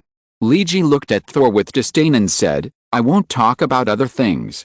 What was your last sentence? Eat a meal of authentic London food. It's clearly written in the travel magazine just now that London is a gathering place for British food. Thor said with a vow. Including various local cuisines and new British cuisines, all of which are sold in London, and they are the best made in the UK. Li Ji touched his chin after hearing this, and he asked a little doubtfully, this book was written by the British themselves for the British to read, right?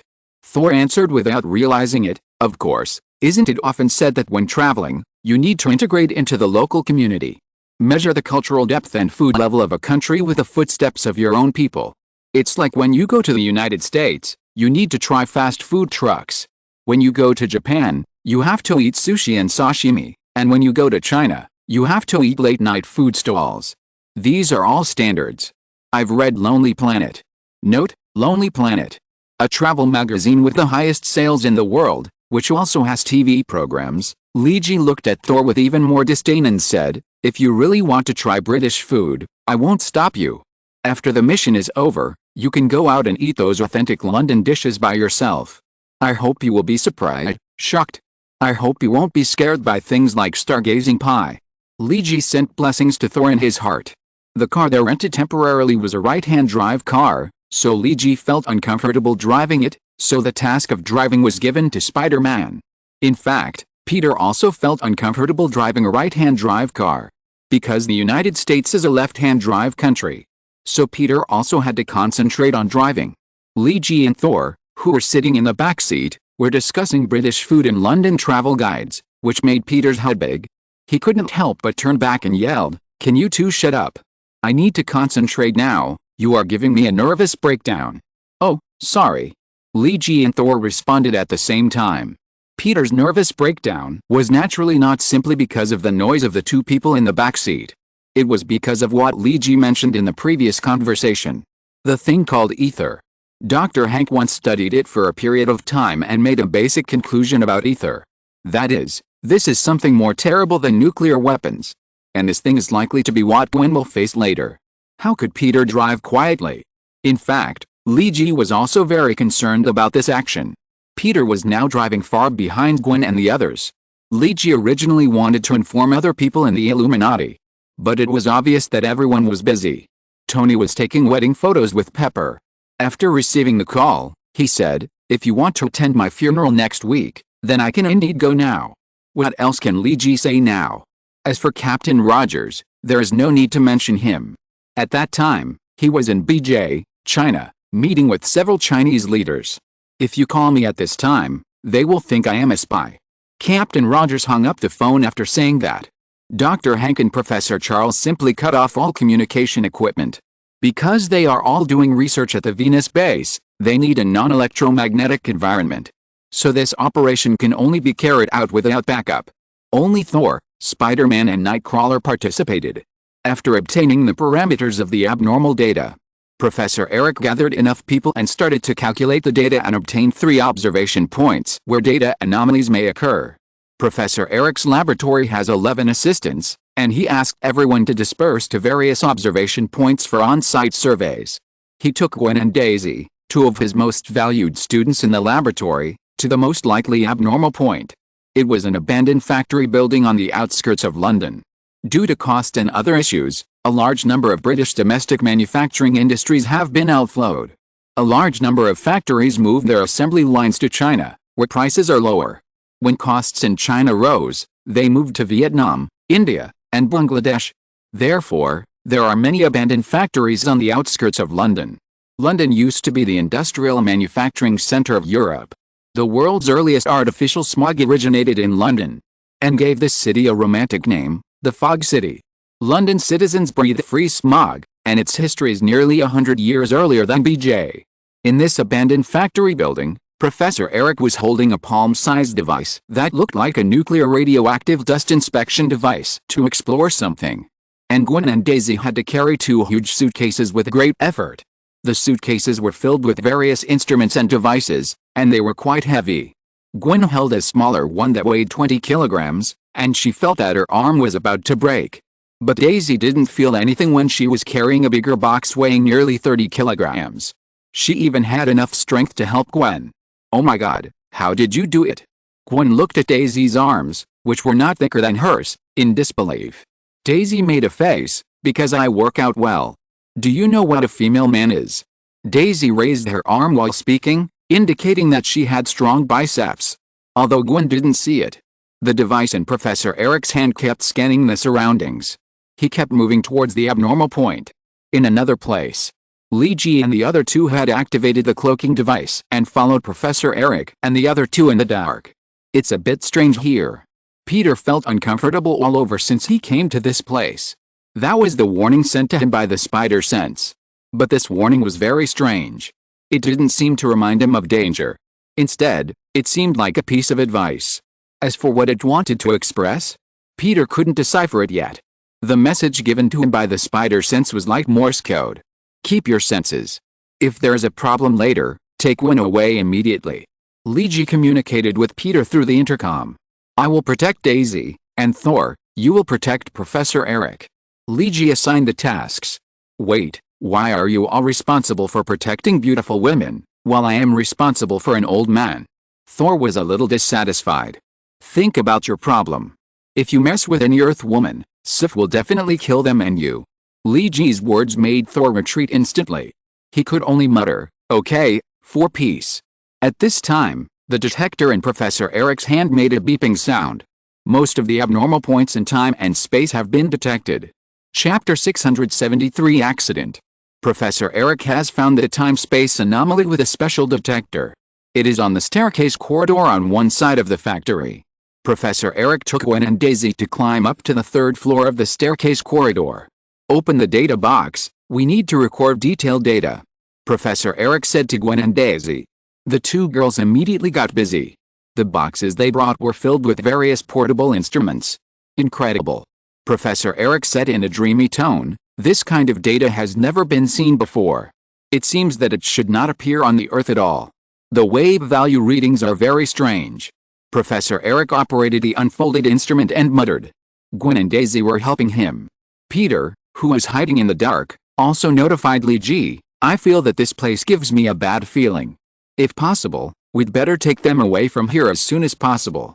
Peter's spider sense warned him again.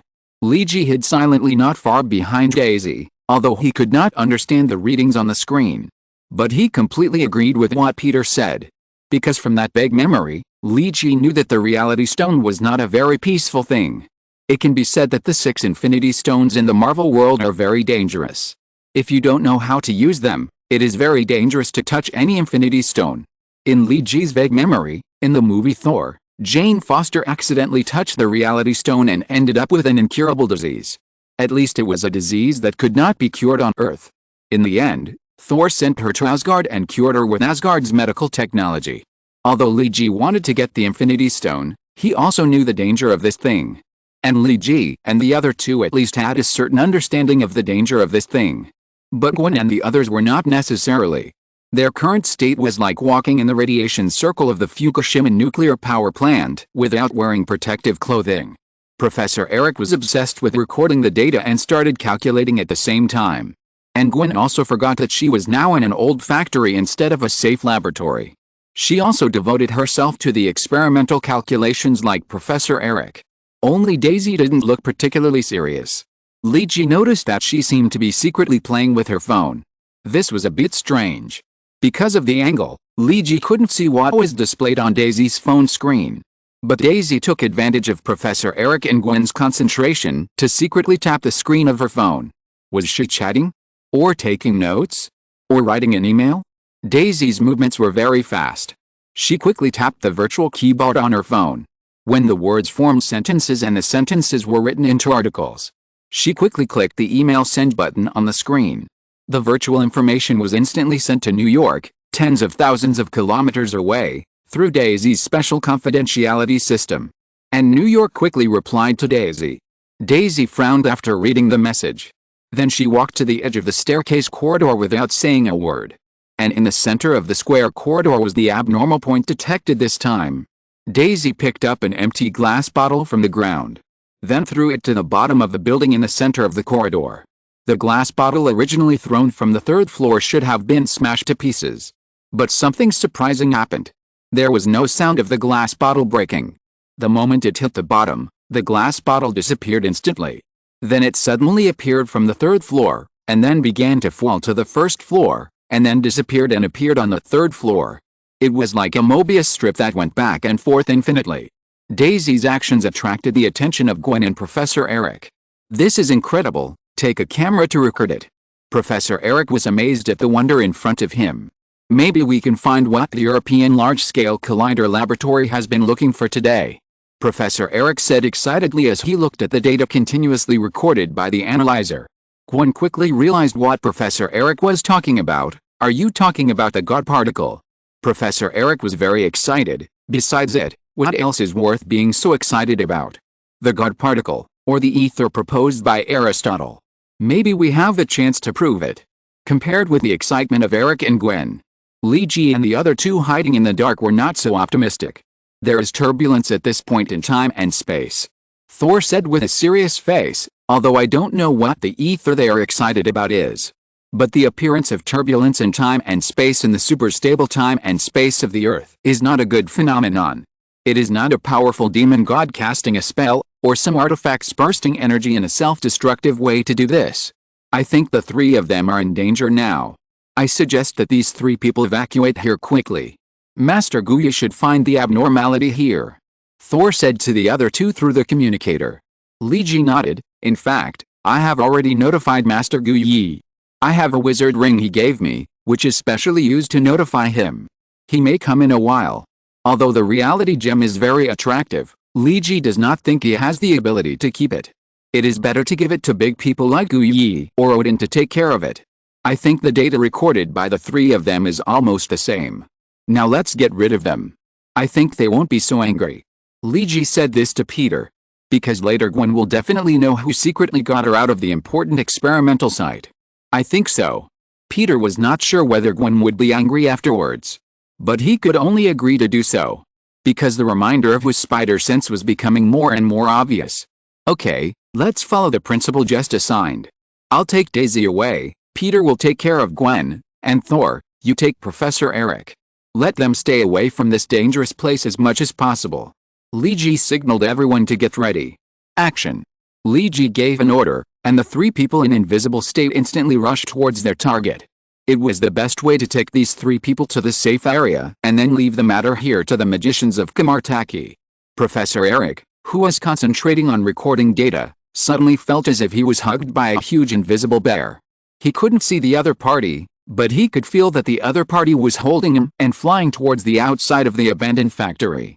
He wanted to scream, but he couldn't make a sound. And Gwen's side was also smooth. Peter stepped forward and took Gwen away. At first, Gwen seemed panicked when she was picked up by the invisible Peter. But the familiar feeling of the hug suddenly made her think of who the other party was. Although Peter was invisible, Gwen whispered, Peter. Well, Gwen was really familiar with Peter. The first two were successful.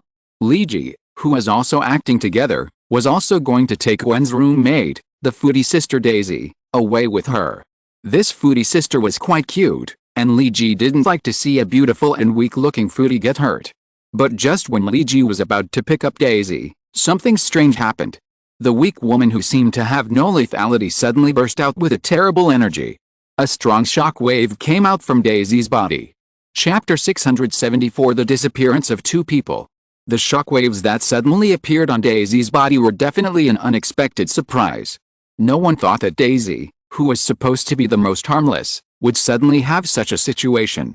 This was far beyond Li Ji's expectations. Even when Peter was with Daisy, his spider sense did not alert him. Maybe it was because Daisy was harmless to them? And now this sudden burst of energy was just because maybe it sensed the sudden danger in the dark? Just like a martial arts master can sense someone who suddenly approaches him. Maybe it was because Li Ji and the other two chose to be invisible. So Daisy subconsciously thought she had encountered an enemy, so she exploded? But Li Ji still didn't understand why Daisy had such a special ability. You know, after meeting Daisy for the first time, Peter Parker investigated Daisy, his roommate, for Gwen's safety. Although it seemed a bit bad, Peter still did it. It was for Gwen's safety. Peter investigated all the information about Daisy at the University of London, and whether she was a mutant or had any unstable potential special abilities. But all the investigations showed that Daisy was a very normal person. She was not a member of any special organization, and she didn't have any special abilities. But now all Peter's previous investigations proved that he was wrong. Daisy was obviously a person with special abilities. But her special abilities were definitely not mutant abilities caused by the X gene. Otherwise, they would have been found out. And now, because of this sudden abnormal situation, everyone was caught off guard. A huge shock wave came from Daisy Johnson. At first, it was like the ripples caused by a stone thrown into the water. Then it expanded into the vibration of the eardrum when the tweeter vibrated. When all the vibrations gathered, with Daisy's body as the core, an ultra-high-frequency shock wave was released instantly. Sweeping the dust, the shock wave was like thunder. The air seemed to have turned into water, and the visible vibrations were linked one after another. The stones brought up by Li Ji and the other two were crushed into powder the moment they hit the shock wave. The abandoned factory building, which was already old, began to creak. It was the steel structure in the middle of the floor cement slab that was subjected to shocks far beyond its design capacity. The stainless steel handrails on the corridor twisted and deformed like a twist the moment they came into contact with the shock. Daisy's ability was a bit unbelievable. Peter and Thor had to protect their objects, Gwen and Professor Eric, with all their might. Damn it! This is no longer in our plan. Because he had to take Professor Eric with him, Thor looked extremely embarrassed when avoiding these shock waves. Although with Thor's strength, even if all these shock waves were launched at him, he would not be hurt at all except for the violent trembling of the fat on his belly, just like being massaged and slapped. But Professor Eric is just a mortal. As long as a shock wave hits him, he will be dead. And shock waves are not something that can be isolated by simple physical means. Because almost all objects can transmit shocks, and shocks can be transmitted to people through any objects they touch. And Peter is not much better, because Gwen is his girlfriend. Peter seems to be more careful. But the speed of shock waves is extremely fast. Peter can only rely on his spider sense to predict and dodge the shock waves that spread at the speed of sound. Otherwise, he can't reach the speed of sound to dodge, and Peter can't summon divine power like Thor to forcibly break those shocks. Knock that woman unconscious. Let her stop releasing shocks. Thor strongly asked Li Ji to knock Daisy unconscious quickly.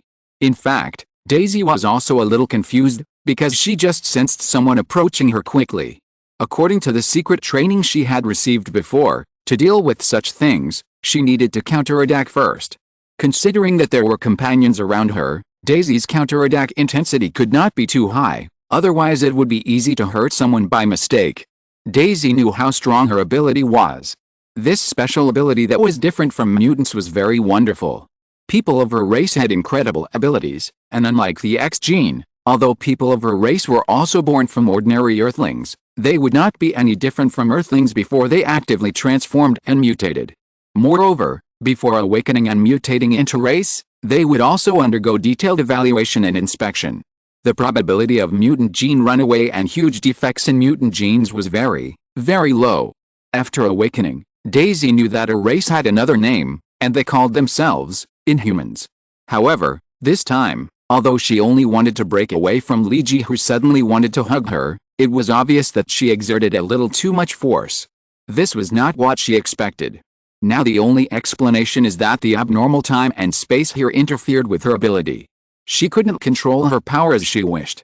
Stop. I said stop. Daisy had found that she had caused a big trouble. Because of the all-round killing power of the shock wave, the cloaking devices carried by Li Ji and the other two had been shattered. At the same time, Professor Eric and Gwen had been knocked unconscious by the strong shock in the air. Daisy saw Xiao Chang wearing a spider uniform, Li dressed as a Night Walker and Dragon Warrior Thor. Although she had never dealt with these people, she knew that these three people should have no ill intentions. Maybe they felt the abnormality and possible danger here. That's why they secretly took the three of them away now. But it was obvious that their plan was messed up because of a small mistake of hers. Daisy's sudden violent shockwave ability destroyed all the plans. Li didn't have time to think about other things. He needed to stop Daisy's rampage quickly. As for the method of stopping Daisy's shockwave and preventing her from demolishing the entire factory, Li chose the simplest and most direct, but also very labor-intensive one. Wearing 9 ring gloves on both hands, there is one ring that Pepper took as a wedding ring. Li swung his fists and a massive black domain appeared. The appearance of this black domain comes from the black light in the 10 Commandments, which can create a dark force field that absorbs various energies including light. The upper limit of how much energy can be absorbed is determined by the user's ability. The black domain force field is not invincible, at least Mandarin couldn't use this thing to absorb the power of hundreds of nuclear bomb explosions. But Li is only absorbing Daisy's shockwave now, which is enough for him. Layers of black domain are laid on the outer layer of Daisy's body, just like a layer of black armor covering her. When the entire black domain is completed, the shock released by Daisy can no longer overflow. Li shouted to Daisy in the black domain, "I will untie it after you stop." Although Li didn't know whether the black domain could even swallow sounds, he still said this. Now he could look at Thor with relief. It's really a troublesome thing. This is no longer in our plan. Maybe we need to investigate this girl named Daisy later to see where she comes from. Thor didn't answer Li's question at all. He just hugged the fainted Professor Eric with a bad face and said, "I think before that, we still have an important thing to solve." "What?" Li asked. Thor's face was stiff. "Don't you think we seem to be missing something here?" "Yes." After Thor's reminder, Li suddenly remembered that the most indispensable thing at this time is Peter Parker's chattering noise. But now the scene is quiet. Shit. Li cursed. Where did he go? Just in front of me, he suddenly disappeared holding Gwen. Thor gestured to the place where Peter had just stood. He was just here, and he disappeared so suddenly. Chapter 675, Creating a Race in Luoji's Ascension. Gwen shook her aching head. The dizziness caused by the shock wave has not subsided yet. This made her head feel dizzy and uncomfortable. So she shook her head, hoping to wake up a little. Hey, don't shake your head so hard, be careful not to shake it off." This was a voice Gwen was very familiar with, from her ex-boyfriend, Spider-Man Peter Parker. "Shut up. My brain is not an egg." Gwen didn't like Peter's joke at this time. Because her mind gradually became clear, she slowly remembered what had just happened. She had gone to investigate the special abnormal space with Professor Eric and her senior sister Daisy. When the investigation had made some progress and obtained a lot of readings, she was suddenly picked up by someone, and someone wanted to get her out of the factory. Because of the familiarity of the breath and hugging techniques, Gwen soon knew that the person holding her was Peter. Then something special seemed to have happened. It seemed that something was wrong with his senior sister Daisy, and then he seemed to have fainted. He only woke up just now, and then he heard Peter Parker's deliberately unfunny jokes. "It looks like you're awake, Gwen." Peter looked relieved. "Are you feeling okay? I saw you shaking so violently just now, I thought you would shake the yellow loose. Can you stop telling such stupid jokes?" Gwen was still a little resentful of Peter. "What are you and Jason doing? Why did you suddenly appear to disturb our work? Do you know that this is a very critical experiment? Do you know how angry I am now?" Peter took off his spider mask and smiled foolishly. "Did you consume all the goodwill you got from lunch? And even deduct a lot of points?" Gwen shook her index finger and pointed at the tip of Peter's nose. "In my favorability, you have long been negative. Well, if hating me can distract you, I think it's not bad. At least it won't be too desperate." Peter continued to smile foolishly. "Despair? What did you say?" Gwen's mind was completely clear at this time. She found something wrong. She should have been in an abandoned factory area on the outskirts of London before she fainted. And now? Gwen looked up and saw the black boulders growing wildly in various weird ways like monsters in myths and legends. The black and red clouds were like volcanic clouds before the eruption of an active volcano. The ground underfoot was cracked inch by inch, hard and cold. The black iron-colored rocks gave people a chilling feeling under the refraction of light. There were no living creatures here, only endless strange rocks, terrifying dark clouds, and the ground cracked with countless cracks and scars. Where is this? Gwen began to panic. I don't know. Peter said without a clue. This is also the key reason why we want you to evacuate that place. We don't know how dangerous that abnormal point is. And now it is obvious that we have been transferred to the most dangerous situation. Fall in. Gwen noticed this word. What does this mean? It's obvious. Look around. We are not on Earth. I've experienced this once before, when I went to hell with Jason. It's very similar to here, but it feels more depressing there, but there's still life. And here it's obviously just cold.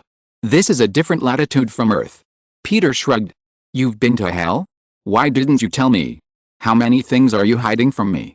Peter felt that Gwen's focus seemed a little off. So Peter quickly said, I brought you a gift, remember? I brought you a small stone sculpture when I came back from Japan? That was made from the red rocks of hell. Huh? Gwen felt a little confused. But she soon realized another thing. You and Jason have been to hell before, so do you know how to leave? About how to leave different latitudes. Oh, Peter said hesitantly, things are a little different, Gwen. This time is not in our plan. Gwen looked at the surrounding environment. She bit her lip. So we may not be able to go back. Peter looked at Gwen's nervous expression, and he felt that he needed to liven up the atmosphere. It's not that there are no good things, Gwen. We can look at the positive side. For example. Gwen stared at Peter and asked. Well, for example. Peter fell into a period of thinking and replied, for example, the two of us can create a race here. Gwen looked at Peter's eyes and suddenly widened, and she took a few breaths. Her whole body trembled because of the anger that caused the secretion of a large amount of adrenaline, which stimulated the accelerated flow of blood. Gwen kept looking at Peter for a long time, and then said in a cold voice, Peter Parker. From now on, I think you'd better not talk to me again. Peter pondered for a while. Do you mean I won't talk to you before I go back to Earth? Gwen walked with big strides. No. I will never talk to me again in the future. Peter followed Gwen's steps and couldn't help but said, okay, then let me ask one last question. Where are you going? Gwen turned her head and stared at Peter. The place with light in front. Let's see what's there. Maybe it can help us get out of trouble. Gwen pointed to a place about 1 kilometer away. A special cubic rock was emitting a special light. I think we'd better stay here. Maybe Jason will find a way to save us. Peter felt a little uncomfortable looking at the strange cube in front of him. The spider sense conveyed the uncomfortable feeling to him again. But Gwen ignored Peter and continued to move forward. Peter called her a few times, but Gwen didn't respond. She looked really angry. Swear to God, what Peter just said was just to liven up the atmosphere and make a joke. This is a joke on the internet, okay? He didn't understand why Gwen was angry. Actually, Peter's guess was not wrong. Li Ji was indeed trying to rescue Peter and the other person who were trapped in the special space. Because of the abnormal situation in London, Master Guya came here in person. And the mages in the London temple also went out and raised the mirror wall nearby to separate this place from the real world. This thing should not appear on Earth. When Guya just appeared here, he recognized what caused this abnormal situation. The Reality Stone, one of the Infinity Stones. As the custodian of one of the 6 Infinity Stones in the universe and the owner of the Time Stone, the Ancient One is very clear about the power of the Infinity Stones. In his memory, the Reality Stone should be well kept by Odin. Why is the Reality Stone here now? He feels that he needs to contact Odin in Asgard, and if necessary, he'd better come to Earth. Regarding the Infinity Stones, Odin should indeed come to Earth. Professor Eric was still in a coma and was transferred out, while Daisy is currently trapped in the Black Domain and guarded by several wizards. The Ancient One opened a gap in the mirror space so that the Rainbow Bridge of Asgard can be located here smoothly. He needs to have a real talk with Odin. It's not okay to put the Infinity Stones randomly like this. The superstable space he supports cannot resist the Infinity Stones tearing a hole in it, and he may not even be able to find it after the hole is torn. Li Ji and Thor are also waiting for Odin's arrival. Thor also wants to talk to Odin about his marriage problem, by the way. This is also very important. When the light of the Rainbow Bridge faded, several figures appeared on the scene. The people from Asgard had arrived. But the leader was not Odin, but Asgard's second prince, Princess Loki. She wore a phantom cloak, with a sword of truth hanging around her waist, the Mind Scepter in her left hand, and the scepter, the symbol of Asgard's power, in her right hand. That was the artifact that Odin never left, and it was also one of Asgard's most important weapons. Odin's treasure, the eternal robber that summoned thunder and lightning, Gungnir. Respected Master Ancient One, please allow me to apologize to my father, who cannot come to Earth because of something. And I will fully represent Asgard to assist you in this accident. There was no special expression on Loki's face, as if he was indifferent to his own promotion. End of this chapter. Thank you very much for reaching the end. Don't forget to like. Looking for more exclusive content and immediate access? Subscribe to our Patreon. Remember, every like, subscription, or donation encourages us to continue. Thanks to everyone. See you in the next video.